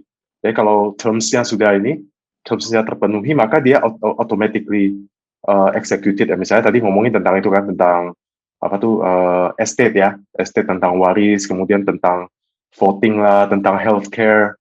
Ya kan kalau kontraknya insurance misalnya. Kalau memenuhi itu ya dia otomatis langsung executed, makanya disebut smart contract ya, sangat-sangat menarik ini. Nah, untuk melengkapi aja ini 3 types of blockchain. Tadi ada public blockchain, berarti semua orang bisa itu kan, semua orang bisa mengupdate, bisa mengakses dan mengupdate. Ada yang private blockchain, berarti ini hanya di itu ya, accessible to an organization or certain group of people. Lalu kebanyakan di dunia kan hybrid ya, hybrid blockchain. Jadi ada select group of trusted or verified users dalam konteks tertentu gitu. Jadi public, private, hybrid, kebanyakan hybrid ya. Kemudian kita lihat ini berbagai manfaat ya. Saya bisa cepat aja nih, transparan dia kan, karena dia distributed atau decentralized ledger. Berarti semua orang yang ada di network itu bisa melihat, memverifikasi ada perubahan apapun tidak bisa disanggah ya. Yang menimbulkan timestamp yang sangat jelas. Perubahan yang kemudian harus di-verify dulu, kita sebut mining ya, harus dilakukan mining, kemudian verified, baru kemudian menjadi itu ya, sesuatu yang executed. Security relatif itu ya, relatif ya, bisa tinggi bisa rendah lah, tadi kita melihat beberapa risiko juga gitu. Tapi kalau ada blok yang diubah, kita melihat ini kalau ada blok yang diubah, maka semua informasinya juga akan berubah ya. Kan, if one block is altered. Kemudian relatif inexpensive ya dibandingkan dengan sistem yang lama ya. Kita lihat penerapannya di banking, di lembaga keuangan lah, atau di pasar modal dan lain-lain. Dengan adanya blockchain harapannya ini tidak hanya cepat tapi juga itu ya, inexpensive and time efficiency. Ya kan, cepat dan itu kan, dan lebih tidak mahal gitu. Bayangkan dulu menggunakan itu ya, bahkan sebelum ada Swift code, mengirim uang dari luar negeri bisa itu ya, bisa 4 hari, biayanya bisa $40 tuh. Ingat dulu tuh ada transaksi itu ya dari Australia ke Indonesia, nilainya cuma $1,000-an tuh, biayanya $40. Itu terjadi belum lama-lama amat ya, itu 2006 tuh. 2006 berarti kan cuma 15 tahun lalu ya. Kirim $1,000-an aja biayanya $40 ya, dan dan makan waktu mungkin 3 sampai 4 hari. Adanya Swift code ini makin cepat lah ya, apalagi dengan adanya sistem blockchain yang bisa diterapkan sepenuhnya.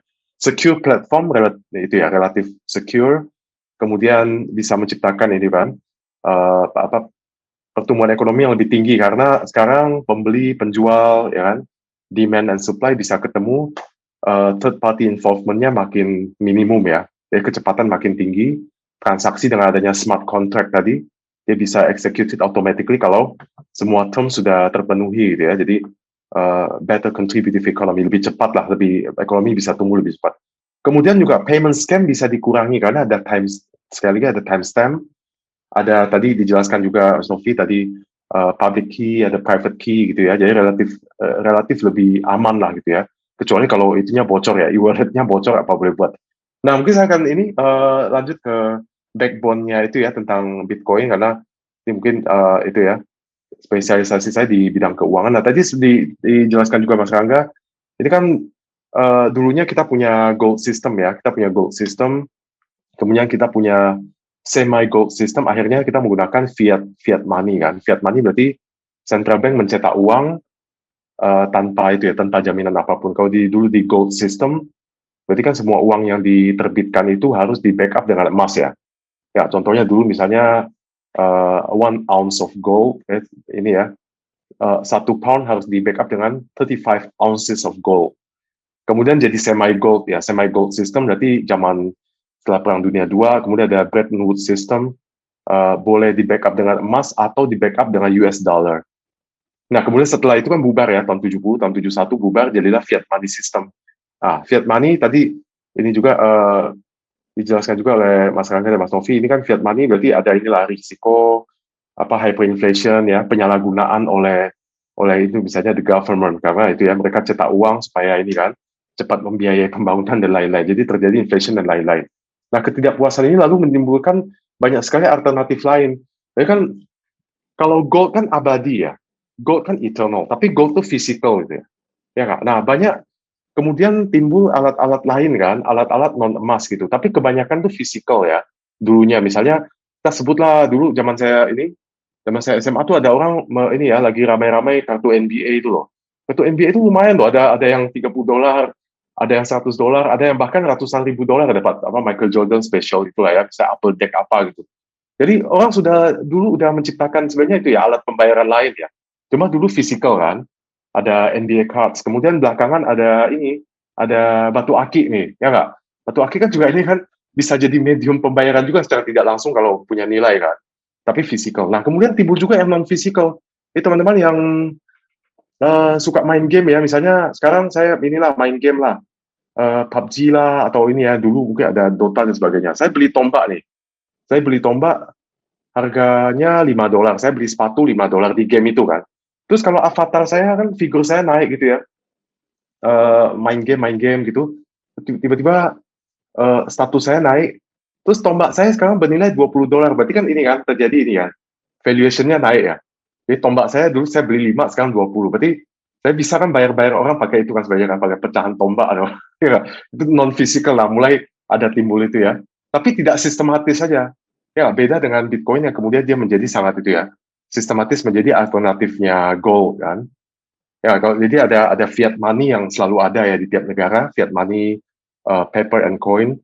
Kemudian ada gold yang selalu abadi itu. Nah, orang mulai ini kan menginginkan sesuatu yang alternatif lain kan ya, dulunya fisikal ya kayak kartu lah, kemudian batu akik dan lain-lain, tapi yang non fisikal berarti ada ini kan, ada kayak itu tombak segala macam. Di masa depan mungkin kita beli nasi goreng bisa itu ya, bayar pakai tombaknya game itu ya, pakai tap ya, NFC itu, beli nasi goreng bayarnya pakai itu, pakai sepatunya game atau apa gitu. Nah tapi ini Bitcoin dan Ethereum dan kawan-kawan ini mensistematiskan sistem itu dengan backbone-nya adalah blockchain ya, teknologi. Nah kita lihat sejarah ini, saya skip aja ya. Jadi ini ada siapa nih, Satoshi Nakamoto Satoshi ini, mungkin mirip dulu zaman saya dulu namanya Minami Kotaro ya, Satya Baja Hitam ya namanya. Minami Kotaro itu Satya Baja Hitam, kalau ini Nakamoto Satoshi ya, 2009 dia ada Genesis Block dan lain-lain. Ini beberapa sejarah. Teman-teman lihat ya, di tahun 2009 ini nilainya masih berapa loh? 2.300 Bitcoin per dollar ya, per dollar loh ini. Sekarang tuh berapa ya? Sekarang kebalikannya kan, ratusan ribu per Bitcoin, ya nggak? Dulu tuh berarti berapa sen tuh ya? per Bitcoin kan berapa sen dollar kan, US cents per dollar per Bitcoin ya. Terus tahun 2010 pertama kali itu ya, Bitcoin Pizza digunakan deh. Luar biasa, 10 tahun kemudian itu. Saya masih ingat ya, 2014 tuh ada itu ya, ada mahasiswa dari Erasmus gitu. Dia tanya di kelas itu ya, dia bilang dia habis beli Bitcoin kan. Habis beli Bitcoin, dia bilang 16 euros per Bitcoin gitu. 16 euros loh, dia tanya, kira-kira gimana ya? Terus saya bilang, saya nggak tahu ya, I don't know. 2014 ya, nggak ada yang tahu loh. 16 euros per Bitcoin. Kalau dia masih nyimpan itu betapa ini ya, kaya banget ya. Nah ini 2017 ya, teman-teman masih ingat nih 2017 saya termasuk yang ikut ini juga nih. Ya ikut menikmati tapi tidak optimal ya, karena ada ketakutan lah dulu ya. Jadi ceritanya dulu kan ini kan tahun-tahun segitu pernah mencapai 56 juta per keping gitu ya. Lalu saya beli nih 56 kan. Ternyata naik nih. Lihat ya 2017 sih sampai 20.000 kan. 20.000 terus ya inilah karena rakus ya. Karena rakus saya pikir ini akan naik ke berapa 50.000 atau apa. Saya simpan ya, Tiba-tiba rebound ya. Reboundnya agak mengerikan juga kan 20 ribuan rebound akhirnya jadi ini loh. Pada angka 80-an juta akhirnya saya jual tuh. Jadi walaupun masih untung tapi tidak harusnya saya nyimpan sampai sekarang untungnya besar banget gitu ya. Jadi waktu itu kan ada ini kan ketakutan karena itu rebounded quite heavy.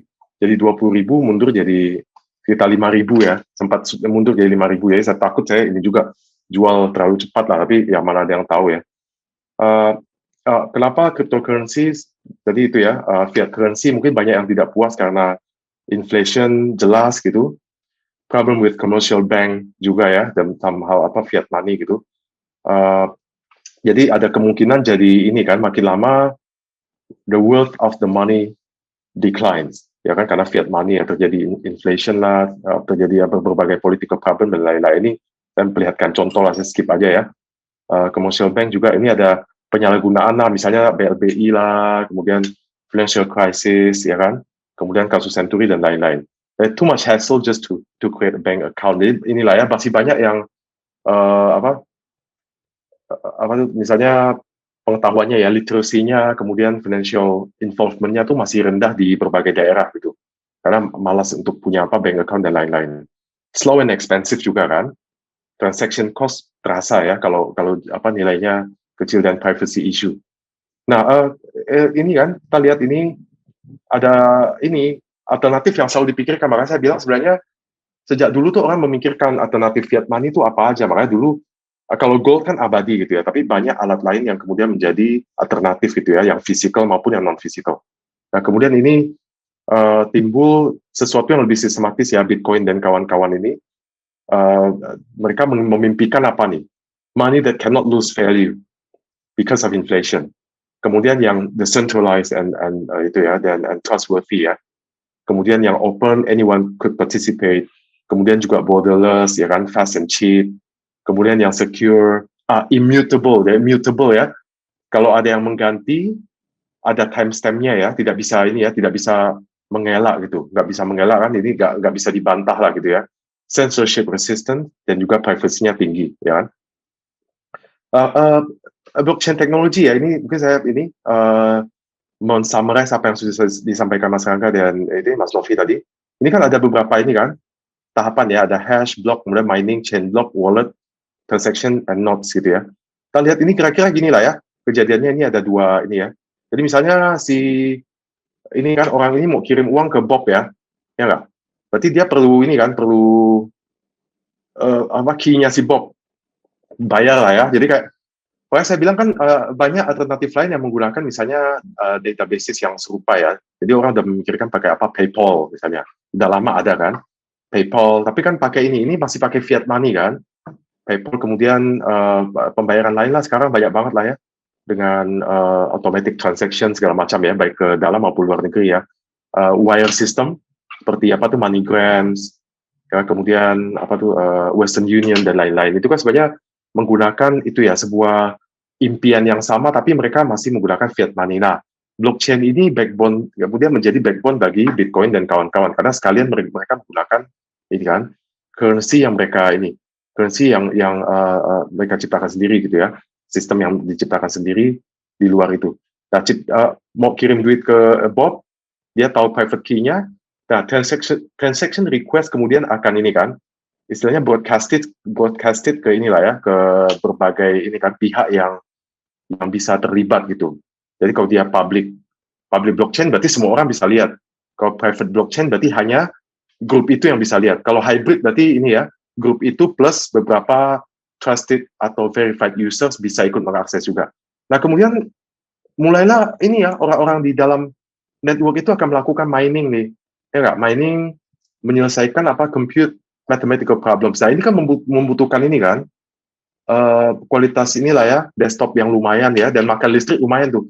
Saya ingat tahun 2016 ada itu ya, bimbingan tesis saya hebat sekali tuh, ini seorang miner juga, seorang entrepreneur, seorang miner.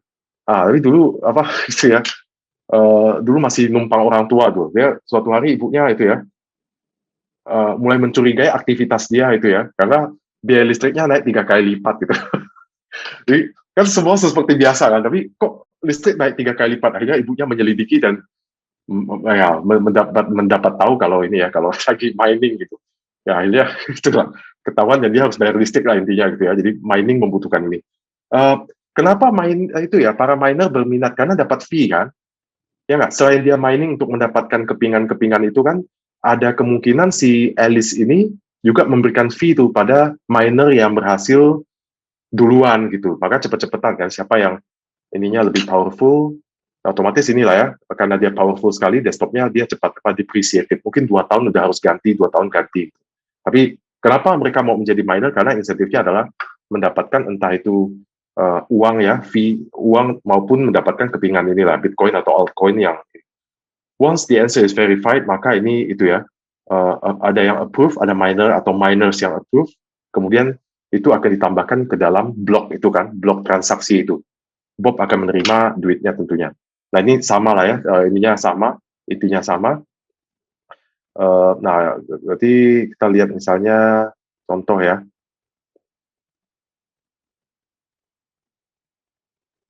Kayak ini hash ya, hash ini kan tiap itu akan ada hash lah, hash itu kayak inilah ya, ada kode-kode tertentu, ini hash kemudian akan masuk ke dalam blok tertentu, ini bisa blok pertama ya, pembayaran Alice ke Bob lah misalnya, kemudian Bob akan membayar ke siapa dalam rangkaian transaksi yang sama, berarti dia masuk berbagai, makanya namanya the chains of block, ya di rangkaian kata berarti namanya blockchain lah ya, tapi ini kan the chains of block, jadi misalnya di transaksi itu ada berbagai blocks ya. Satu blok itu terdiri dari berbagai hashes. Berbagai blocks kemudian membentuk rangkaian namanya blockchain atau the chains of block ya. Kemudian ini wallet tadi udah sampaikan juga, ini berbagai merek ya.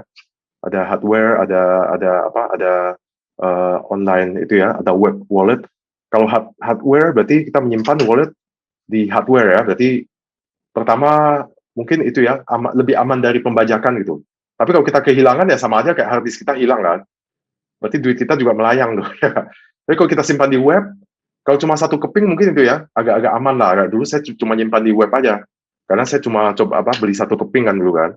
Tapi kalau kita punya kayak Elon Musk itu punya ribuan keping itu juga ya, ngeri juga simpan di web ya, mungkin bisa potensi dibajak lebih tinggi gitu.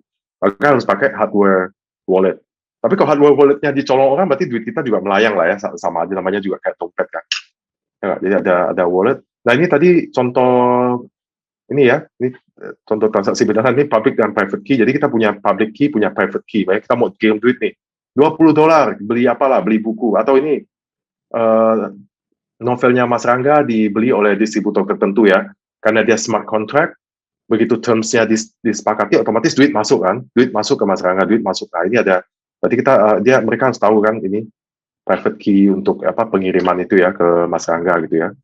Kemudian node ini adalah sistem kan, program that fully validates transactions and blocks. Jadi kayak ini program yang inilah ya, para miners dan ini verifiers atau validators melakukan validation dan verifikasi terhadap ini. Nah, cryptocurrency ini Bitcoin yang paling terkenal, sekali lagi saya akan percepat nih karena waktunya ini semakin pendek nih. Bitcoin first cryptocurrency, ada kepingan-kepingannya ya, alternatifnya altcoin ya. Altcoin misalnya bentuknya Genesis block, kemudian fork blockchain. Kemudian ada nama-nama lain lah ya selain ini. Sampai hari ini lebih dari 4,000 cryptocurrencies, but not all of them are valuable, of course. Total market cap sekarang berapa? 1.7 trillion, ya besar sekali ya. Cryptocurrencies don't have intrinsic values.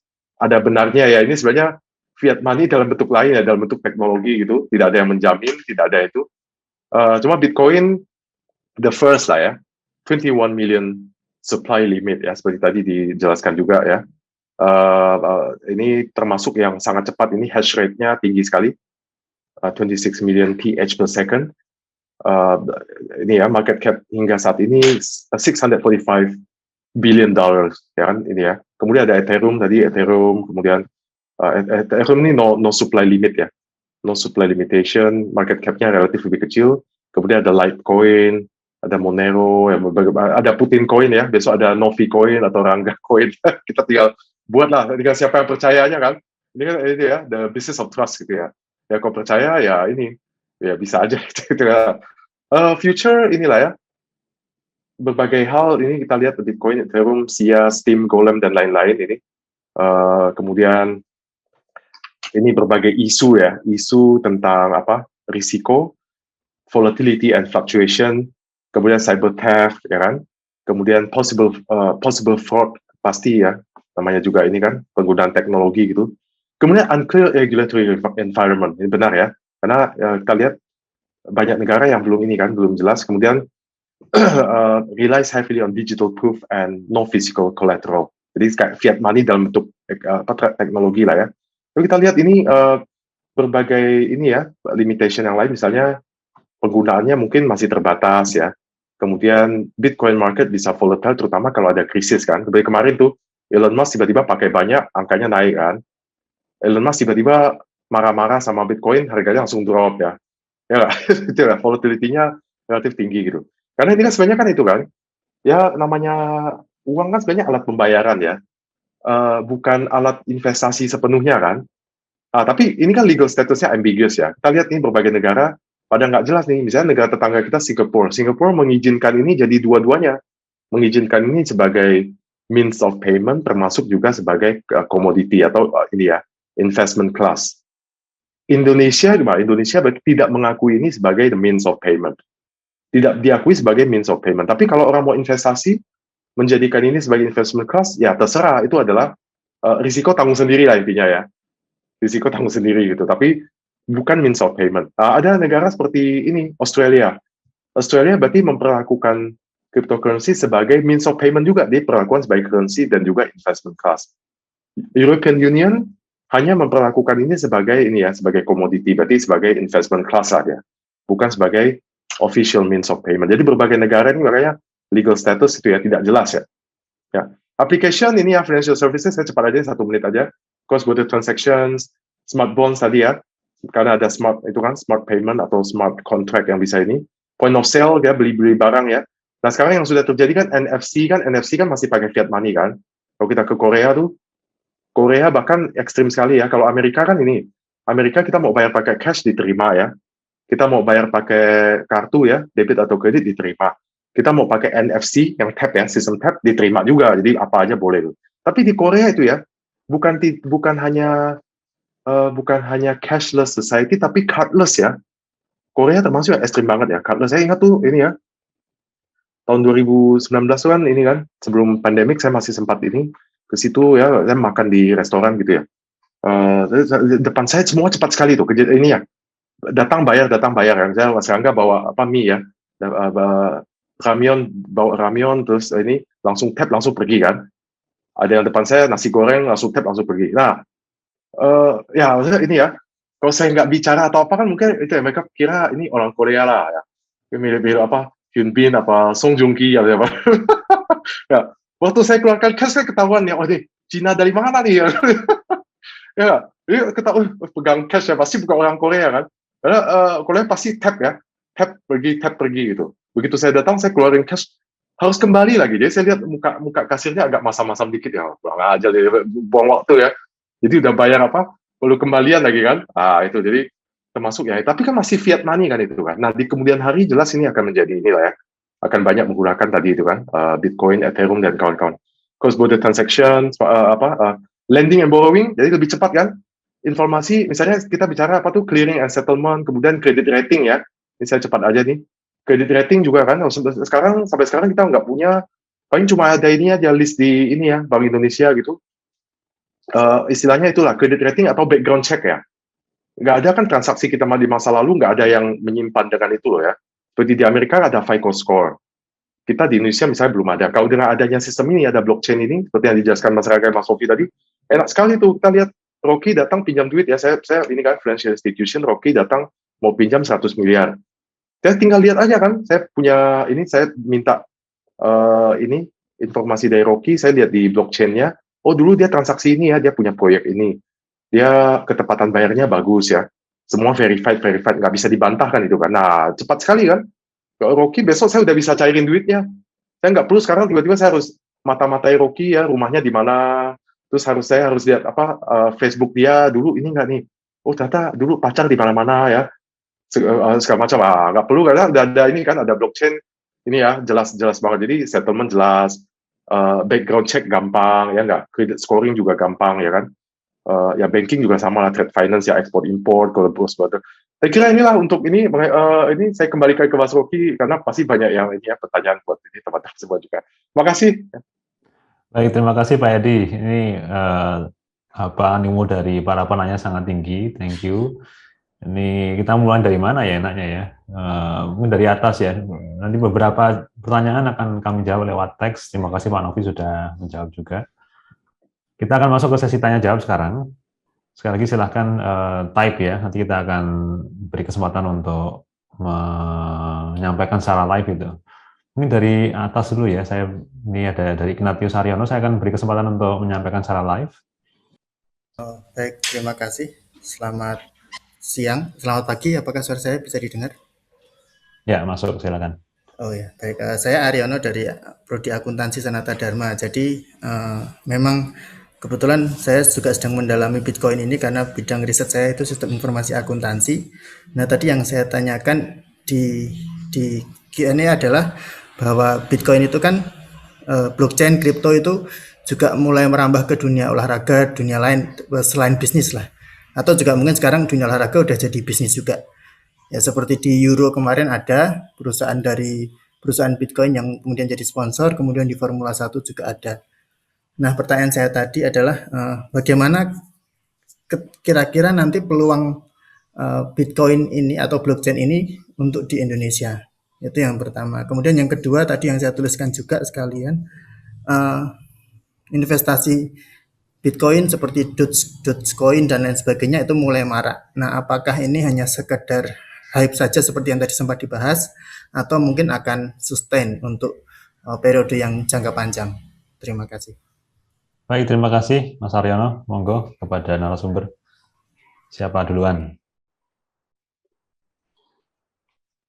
Monggo, oke, baik. Nanti mungkin silakan Mas Novi atau Mas Edi bisa menambahkan ya. Ya, jadi menurut saya yang namanya blockchain ini sesuatu yang unstoppable ya, sudah tidak bisa dibendung lagi ya. Sepertinya ke depan ini akan ada banyak pihak yang semakin tertarik dengan teknologi ini. Kita nggak ngomongin Bitcoin ya, kita ngomongin blockchain-nya ya. Jadi karena ini unstoppable ya sama seperti kayak ombak gitulah, nggak bisa dibendung. Yang harus kita lakukan ya kita belajar berselancar di atasnya ya, menggunakan blockchain teknologi ini untuk banyak hal gitu ya.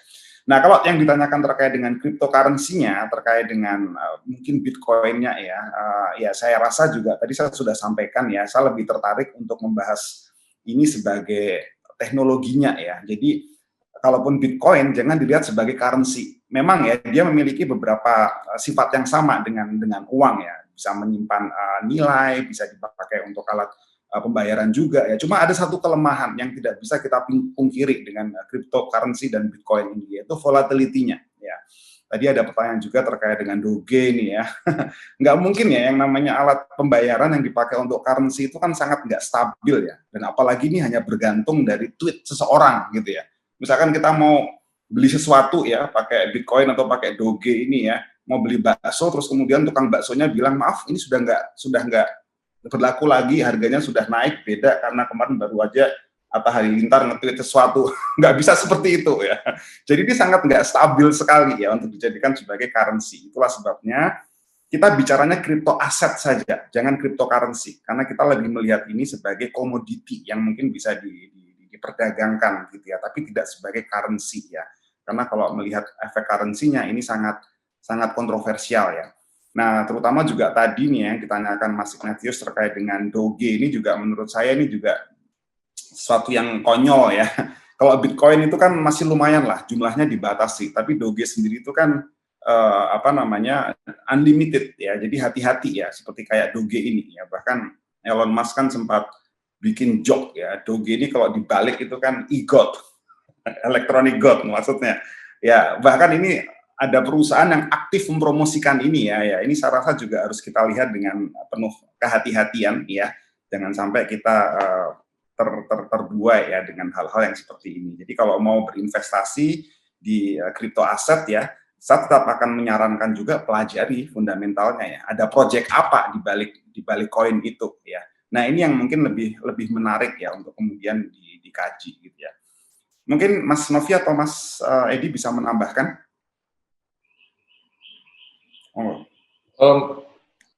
Kalau saya sih blockchain itu akan bermanfaat ya, atau akan keluar potensi terbaiknya ketika kita punya multiple parties, different parties, banyak pihak yang berbeda, kemudian tidak ada trust di antara kita semua karena kita saling tidak kenal atau kita mungkin punya kepentingan yang berbeda. Kemudian yang ketiga adalah kita tidak ingin ada centralized organization, centralized authority. Kalau 3 syarat itu terpenuhi, maka mau di olahraga, mau di pendidikan, mau di pemerintahan, semuanya bisa diterapkan blockchain.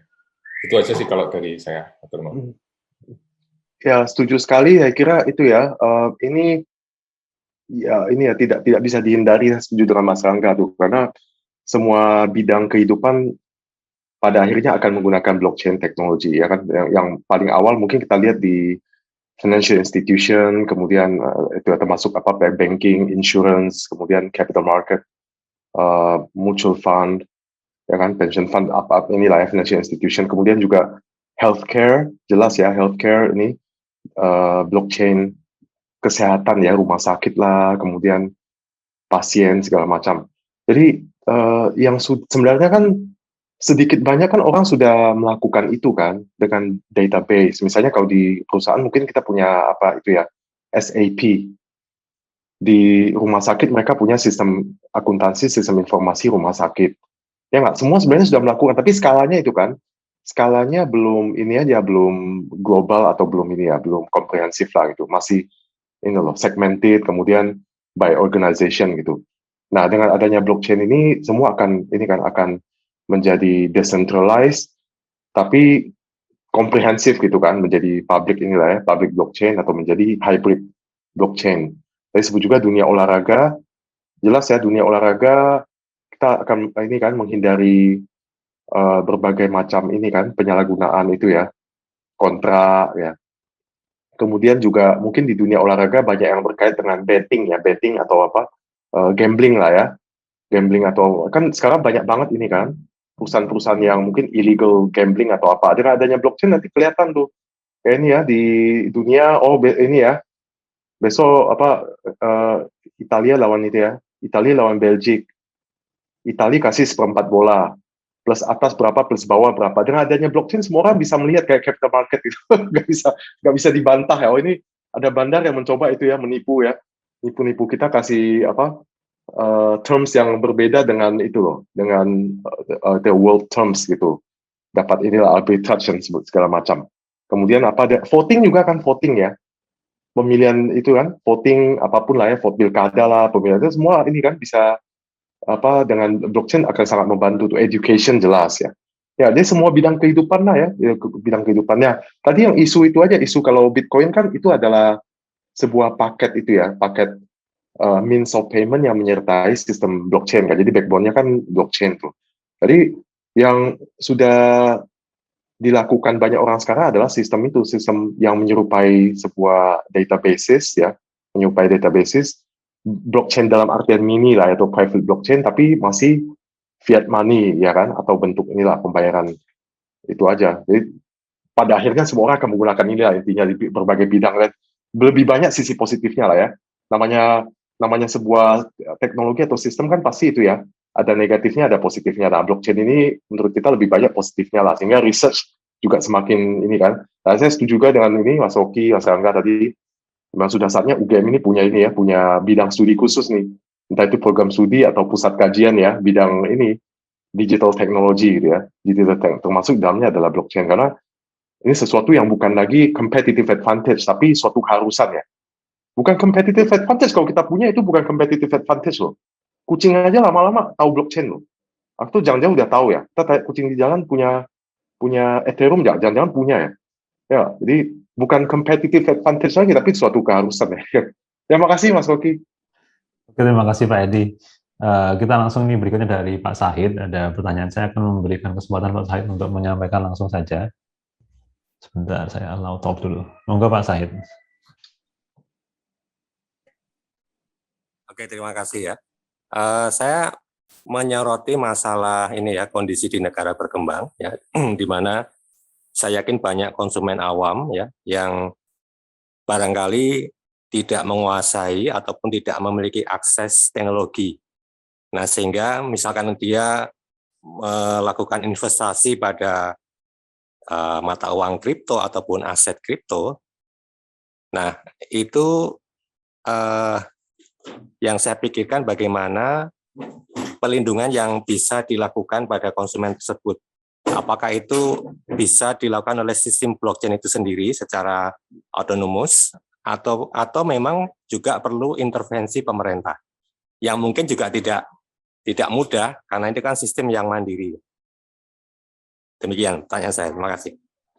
Terima kasih Pak Sahid. Monggo mungkin dari Mas Novi dulu. Ini yang lebih kompeten mungkin Pak Edi Jun ya.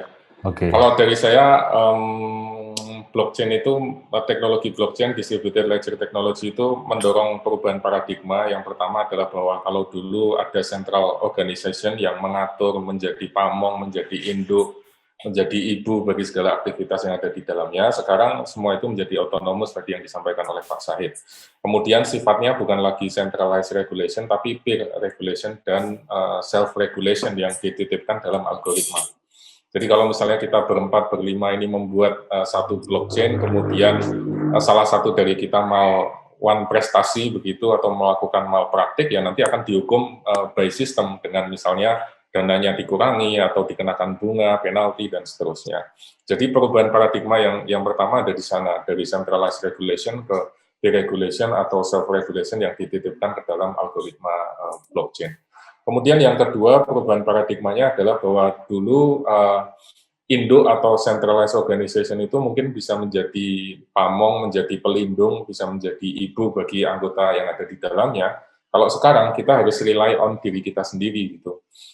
Jadi kita harus punya semacam self defense mechanism gitu. Seperti tadi yang saya contohkan, kalau dulu kita atau sekarang kita punya kartu kreditnya hilang gitu, kita tinggal telepon ke bank minta tolong ditutup, kemudian minta tolong dikirimkan kartu yang baru. Dengan cryptocurrency ini tidak bisa dilakukan ya. Kalau Anda kehilangan password, kehilangan private key-nya, ya sudah, uangnya akan hilang gitu. Anda tidak bisa mengakses lagi uang yang Anda miliki di dalam blockchain gitu. Jadi dua paradigma itu kalau yang saya soroti. Baik, silakan Pak Edi mungkin atau Pak Rangga terkait dengan perlindungan konsumen seperti apa, bisa nggak ya gitu? Ya, matur nuwun Pak Said. Ini seharusnya Pak Said juga kita undang juga nih ya sebagai narasumber, karena kan kita juga perlu dari perspektif marketing juga ya. Jadi bicara perlindungan konsumen Pak Said ya, selama ini kan kita lebih banyak mengandalkan pada entitas pihak ketiga ya, ada YLKI gitu, mungkin juga ada KPPU gitu ya. Jadi dalam sistem yang trustless tadi ini tentu saja perlindungan konsumen ini menjadi tidak relevan lagi, karena dalam hal ini konsumen bisa langsung bertransaksi tanpa harus ada kekhawatiran ada sengketa itu loh. Jadi gampangnya mungkin seperti ini ya, seperti ketika saya misalkan menulis buku, kadang itu kan saya nggak tahu ya penerbit itu sebetulnya sudah nyetak berapa yang terjual, kita cuma terima laporan yang itu tidak terbuka dan lain sebagainya gitu ya. Nah, jadi dengan adanya teknologi blockchain ini malah sebetulnya membuka kesempatan ya para UMKM, terutama pekerja seni dan lain sebagainya, itu langsung bisa bertransaksi ya, tanpa harus melewati jasa pihak ketiga ini yang kita nggak tahu dia bisa dipercaya atau tidak gitu lah. Jadi ini mungkin salah satu potensi yang tadi juga sudah saya sampaikan ya. Dan tentu saja juga bagaimana nanti peran pemerintah dan lain sebagainya ini kemudian juga nanti bisa kita lihat lagi ya, karena memang kalau dari blockchain-nya sendiri ini immutable ya, tidak bisa dimanipulasi ya. Tapi kalau kita bicara transaksinya sendiri, transaksi itu kan di pasar, yang namanya pasar tuh banyak copet, banyak jambret dan sebagainya itu masih saja mungkin terjadi ya. Dan ini mungkin di sini peran pemerintah yang nanti juga harus lebih ketat ya. Makanya kalau kita lihat di banyak sekali bursa ya kan masih mempersyaratkan adanya KYC juga ya, salah satunya know your customer itu ya. Dan dengan adanya blockchain misalnya ya, proses KYC ini know your customer juga tentunya pasti akan lebih mudah ya, karena nanti akan ada data yang terpusat ya terkait dengan identitas customer itu yang bisa dipakai oleh semua bank, sehingga kemudian konsumen nggak perlu harus bolak-balik ya melakukan verifikasi ya. Kita bayangkan sekarang Pak Syahid, misalkan verifikasi kan kita menggunakan KTP itu ya, lalu kemudian kita diminta selfie KYC-nya ya. Dan kemarin saya menemukan ada kasus juga ternyata itu diperjualbelikan. Jadi data itu bocor. Nah ini kan kalau kayak gini kan jadi bahaya juga bagi konsumen gitu ya. Siapa yang akan melindungi ya? Dengan adanya blockchain, kekhawatiran seperti ini mestinya sudah tidak perlu terjadi lagi gitu ya. Mungkin begitu Pak Syahid, mudah-mudahan cukup menjawabnya. Monggo Mas Edi, mungkin ada yang mau ditambahkan. Bisa di-unmute dulu Pak Edi, masih ke-mute. Iya, makasih. Makasih Pak Syahid nih. Pak Syahid ini salah satu dosen idola saya ya. Salah satu yang paling visioner dan paling inovatif juga ini. Saya kira tadi menambahkan Mas Novi dan Mas Rangga, saya kira setuju sekali ya bahwa di berbagai negara berkembang ini kan financial literacy-nya mungkin belum seoptimal yang kita mau gitu. Kalau misalnya dalam konteks di Indonesia, saya kira inilah perannya OJK ya terutama ya, karena OJK kan memainkan peranan itu ya, pengaturan, kemudian pengawasan, perizinan, dan EPK. EPK itu ada edukasi dan perlindungan konsumen gitu. Jadi memang inilah tugas-tugas itu bersama gitu ya, sehingga penyebaran informasi dan juga itu ya, pengetahuan tentang teknologi akan makin meningkat. Jadi memang butuh waktu gitu. Tapi kalau kita lihat bahkan di negara berkembang itu ya, seperti di Indonesia, penetration untuk teknologi kan relatif tinggi itu. Jadi kalau kita lihat jumlah pemakai HP gitu, bahkan rasionya lebih dari 1 ya. Jadi jumlah penduduk misalnya 270 juta, mungkin pengguna nomornya lebih dari itu mungkin ya. Saya nggak tahu statistik terbaru gitu, tapi Indonesia termasuk yang sangat inilah ya, teknologi savvy gitu. Tapi memang belum merata sepenuhnya, mungkin di daerah tertentu sangat itu ya, tingkat savvy-nya tinggi sekali. Di daerah lain mungkin tidak terlalu, sehingga belum merata lah gitu. Saya kira itu salah satu tantangan yang menjadi ini syarat implementasi inilah ya, implementasi blockchain juga dengan crypto assets atau cryptocurrencies yang kita bisa gunakan, karena kita tahu bahwa ini ya, prinsip ini kan prinsip ekonomi kan itu ya, semakin banyak mata mengamati sesuatu, maka nilainya itu akan semakin logis dan reasonable gitu. Jadi misalnya kalau kita tanya kenapa harga HP, harga laptop makin lama makin murah ya, relatif makin murah dengan teknologi yang makin tinggi, karena semakin banyak orang mengamati itu kan. Jadi demand dan supply-nya otomatis itu ya. Kalau ini harga saham kan juga gitu ya. Ada saham-saham tertentu yang kita tahu harganya logis sekali, sangat mendekati intrinsic value atau fundamental value-nya. Tapi ada saham-saham yang jarang diamati orang, harganya itu ya jauh dari itu ya, dia tiba-tiba meroket, kemudian tiba-tiba jatuh, relatif mudah kita sebut digoreng lah gitu ya. Sama juga kan seperti ini kan, seperti hal-hal seperti ini, kalau semakin banyak mata, semakin banyak individual yang menggunakan blockchain, kemudian menggunakan transaksi dengan kripto dan sejenis ini, maka otomatis itu ya, masing-masing orang akan melakukan research kan, masing-masing organisasi akan melakukan research, harga yang terbentuk, demand dan supply-nya juga akan lebih reasonable. Tapi semakin sedikit orang mengamati ini, semakin inilah ya, semakin susah diprediksi, semakin tidak stabil, seperti yang disampaikan Mas Rangga juga kan, menjadi semakin volatile atau unstable. Saya kira begitu aja saya tambahkan. Makasih Mas Koki. Baik, terima kasih Pak Edi. Ini pertanyaan masih banyak dan kita mungkin nggak bisa dapat semuanya ya.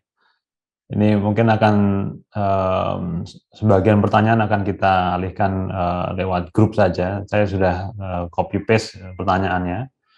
Kita akan ada satu pertanyaan terakhir ya, nggak apa ya. Silakan Saudara Rizky. Baik, terima kasih atas kesempatannya Pak Rocky. Selamat siang Pak Edi, Pak Novi, Pak Rangga. Sebenarnya yang pengen dipertanyain tadi terkait sama CBDC sih Pak. Dari pertanyaan saya tadi kan CBDC itu udah dikembangin sama Cina udah lama sebelum dia nge-ban yang kemarin kasus terakhir itu Pak. Nah kemudian kan kemarin pada saat di Februari itu Bank Indonesia juga dia bilang mau mengembangkan CBDC juga, entah melalui sistem yang hybrid ataupun yang non-hybrid seperti itu. Nah, kalau misalnya CBDC dilakukan oleh Bank Indonesia sendiri, itu nanti akan hilang nggak sih Pak unsur desentralisasinya itu? Sebetulnya pertanyaannya seperti itu sih Pak, kalau dari saya sendiri. Terima kasih. Ya, terima kasih Mas Rizky. Monggo silakan. Ya, baik, mungkin coba saya singgung sedikit ya. Jadi CBDC ini kan sebagai salah satu langkah ya yang dilakukan oleh central bank untuk kemudian juga bisa manfaatkan teknologi blockchain ini ya. Jadi kalau tadi sudah saya sampaikan juga di awal, banyak perusahaan yang sekarang itu bergerak dalam hal intermediary ya, justru yang paling punya concern dengan teknologi ini ya. Dan central bank saya juga tentunya sangat punya concern dengan teknologi ini ya. Nah itulah sebabnya kenapa kemarin di Cina ya sangat gencar sekali ya mengkampanyekan untuk melarang Bitcoin ya. Dan ternyata ini bagian dari rencana mereka memang ingin membuat CBDC ini ya, yang nanti tentunya juga dugaan saya pasti akan diikuti oleh central bank yang lain gitu ya. Dan tentu saja kalau kita bicara stable coin seperti USDT, Tether, BUSD, Binance US Dollar ini kan kalau kita lihat koin yang sebetulnya itu di-pack dengan fiat currency ya. Nah, kalau CBDC ini tentu saja bisa saja menjadi suatu hal yang berbeda ini ya, yang nanti mungkin juga kalau kita lihat akan ada inisiatif juga dari setiap bank sentral itu untuk tidak lagi mencetak uang ya, seperti yang kita lihat sekarang ya, tapi akan ada bentuk uang-uang digital ini yang salah satunya nanti akan menjadi salah satu turunan juga dari crypto aset CBDC ini ya. Dan itu yang mungkin nanti akan terjadi Mas Rizky ya. Dan satu lagi yang kemarin juga sempat rame itu kan kalau kita lihat kasusnya XRP ya serta Ripple Company itu kan ada dispute juga terkait dengan international payment system yang sedang dikembangkan oleh Ripple Company ini ya, yang mereka juga punya currency yang namanya XRP ini ya. Yang itu juga menurut saya bisa menjadi salah satu contender juga ya dari CBDC ini ya. Jadi kalau CBDC itu kan mungkin diterbitkan oleh satu negara, tapi apa yang dilakukan oleh Ripple Company ini yang kemudian bisa dipakai untuk lintas negara ya. Nah, memang sekarang kita jadi akan merenungkan kembali ya tentang bagaimana sekarang negara otoriti itu akan berkompetisi juga dengan private company ya. Dan itu sekarang sudah terjadi kan. Misalnya ketika NASA dulu ya sekarang berkompetisi dengan SpaceX gitu ya. Bahkan dulu Damri, pemerintah punya dinas perhubungan ya pernah berini juga dengan Gojek dan lain sebagainya. Menurut saya ini menjadi dinamika yang akan sangat menarik sekali ke depan untuk kita amati ya. Ya mungkin begitu Mas. Baik, terima kasih Mas Pak Rangga, Mas Rizky semoga menjawab. Itu jadi pertanyaan terakhir yang dijawab oleh para narasumber. Sekali lagi terima kasih atas partisipasinya. Mungkin saya tambahkan dikit ya Mas Rocky, dikit. Silakan. Kalau menanggapi Rizky tadi, Mas Rizky, saya kira ini ya realistisnya sih mau melarang kayak apa juga nggak bisa lah. Itu kan teknologi, gimana cara melarang ya. Jadi melawan teknologi itu sesuatu yang saya kira itu ya mustahil ya. Cuma gini aja kan, kalau negara tertentu kan punya aspek politik lah ya. Misalnya untuk menguatkan ideologi negaranya, kita sih nggak bilang ini benar atau salah, itu kan hak masing-masing negara ya.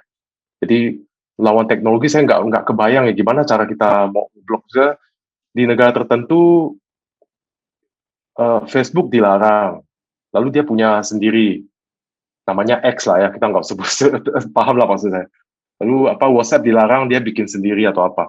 Nah, kita tahu berjuta-juta orang di negara itu juga pakai WhatsApp itu loh, pakai VPN, ya nggak bisa dilarang lah hal-hal kayak gitu ya. Jadi yang ada adalah punya pilihan yang lebih baik atau enggak. Jadi kalau misalnya kita bilang, oke, kita ini deh mengurangi itu ya volatility atau fluctuation Ethereum atau ini atau Bitcoin, lalu kita buat ini central bank digital currency kita sendiri. Nah, itu kan hak kita ya. Jadi itu memberikan pilihan yang lebih baik gitu. Tapi kalau kita bilang kita larang, waduh ini ya saya nggak kebayang, akhirnya ya ini ya realistisnya cuma secara politik aja kita memberikan statement bahwa kita melarang, tapi masyarakat kita ya mau menggunakan apa-apa gimana cara mencegahnya. Ya seperti inilah, Jong Un bilang jangan nonton film Korea ya, terus dia sendiri nonton apa Alhambra, Vincenzo, mungkin dia juga nonton gitu ya. Gimana? Larangnya gimana ya nggak? Gimana cara, kan tapi kan ada ini aja statement, oh ini ya negara kita nggak boleh pakai ini loh ya, nggak boleh loh ya. Tapi kalau ya mungkin leadernya atau masyarakatnya tetap pakai ya nggak bisa dihindari itu ya, suatu yang mustahil untuk inilah teknologi kok ya. Jadi maksud saya adalah inilah ya, kalau kita merasa sesuatu itu tidak ini ya, tidak aman ya, tidak sepenuhnya stabil atau ini volatility-nya terlalu ini ya, terlalu dahsyat atau apa, berarti kita perlu memberikan alternatif yang baik gitu ya. Oh, blockchain-nya kan ini ya, backbone-nya kan bagus nih. Bagaimana kalau kita gunakan CBDC punya kita atau apa, itu kan hak kita ya untuk membuat alternatif yang lebih baik. Tapi kalau melarang atau apa, saya kira nggak efektif lah. Saya kira gitu. Terima kasih. Baik, terima kasih Pak Edi. Menjadi renungable ya, kalau tadi tidak hanya immutable, tapi juga renungable. Jadi yang kita renungkan adalah, oke, blockchain itu adalah sebagai jawaban, tapi pertanyaannya apa gitu. Jangan-jangan ini kayak kita sindrom mainan baru ya, dapat mainan baru kita semua pakai blockchain semuanya gitu kan. Mungkin belum pas juga. Nah, ini yang jadi mestinya kita di akhir ini menimbulkan banyak pertanyaan gitu kan. Nah, kita akan bisa kupas bersama-sama. Tadi ada grup yang bisa teman-teman ikuti, Bapak Ibu semua ikuti. Di sana kita akan belajar bareng lah. Kita akan mengupas berbagai hal tentang blockchain dan kripto aset ya. Baik, terima kasih. Sudah sampai kita ke penghujung acara, sudah lebih 9 menit. Sekali lagi terima kasih atas partisipasi Bapak Ibu semua, rekan-rekan. Saya akhiri, terima kasih semuanya kepada Pak Rangga, kepada Pak Novi Iman, kepada Pak Edi atas kesempatannya. Tadi salah satu testimoni dari peserta adalah semuanya daging nih gitu ya. Jadi memang sangat luar biasa. Daging semua. Oke. Terima kasih. Saya akhiri. Assalamualaikum warahmatullahi wabarakatuh. Salam sehat untuk semuanya. Waalaikumsalam. Terima kasih. Mari. Terima kasih. Terima kasih. Terima kasih, Pak.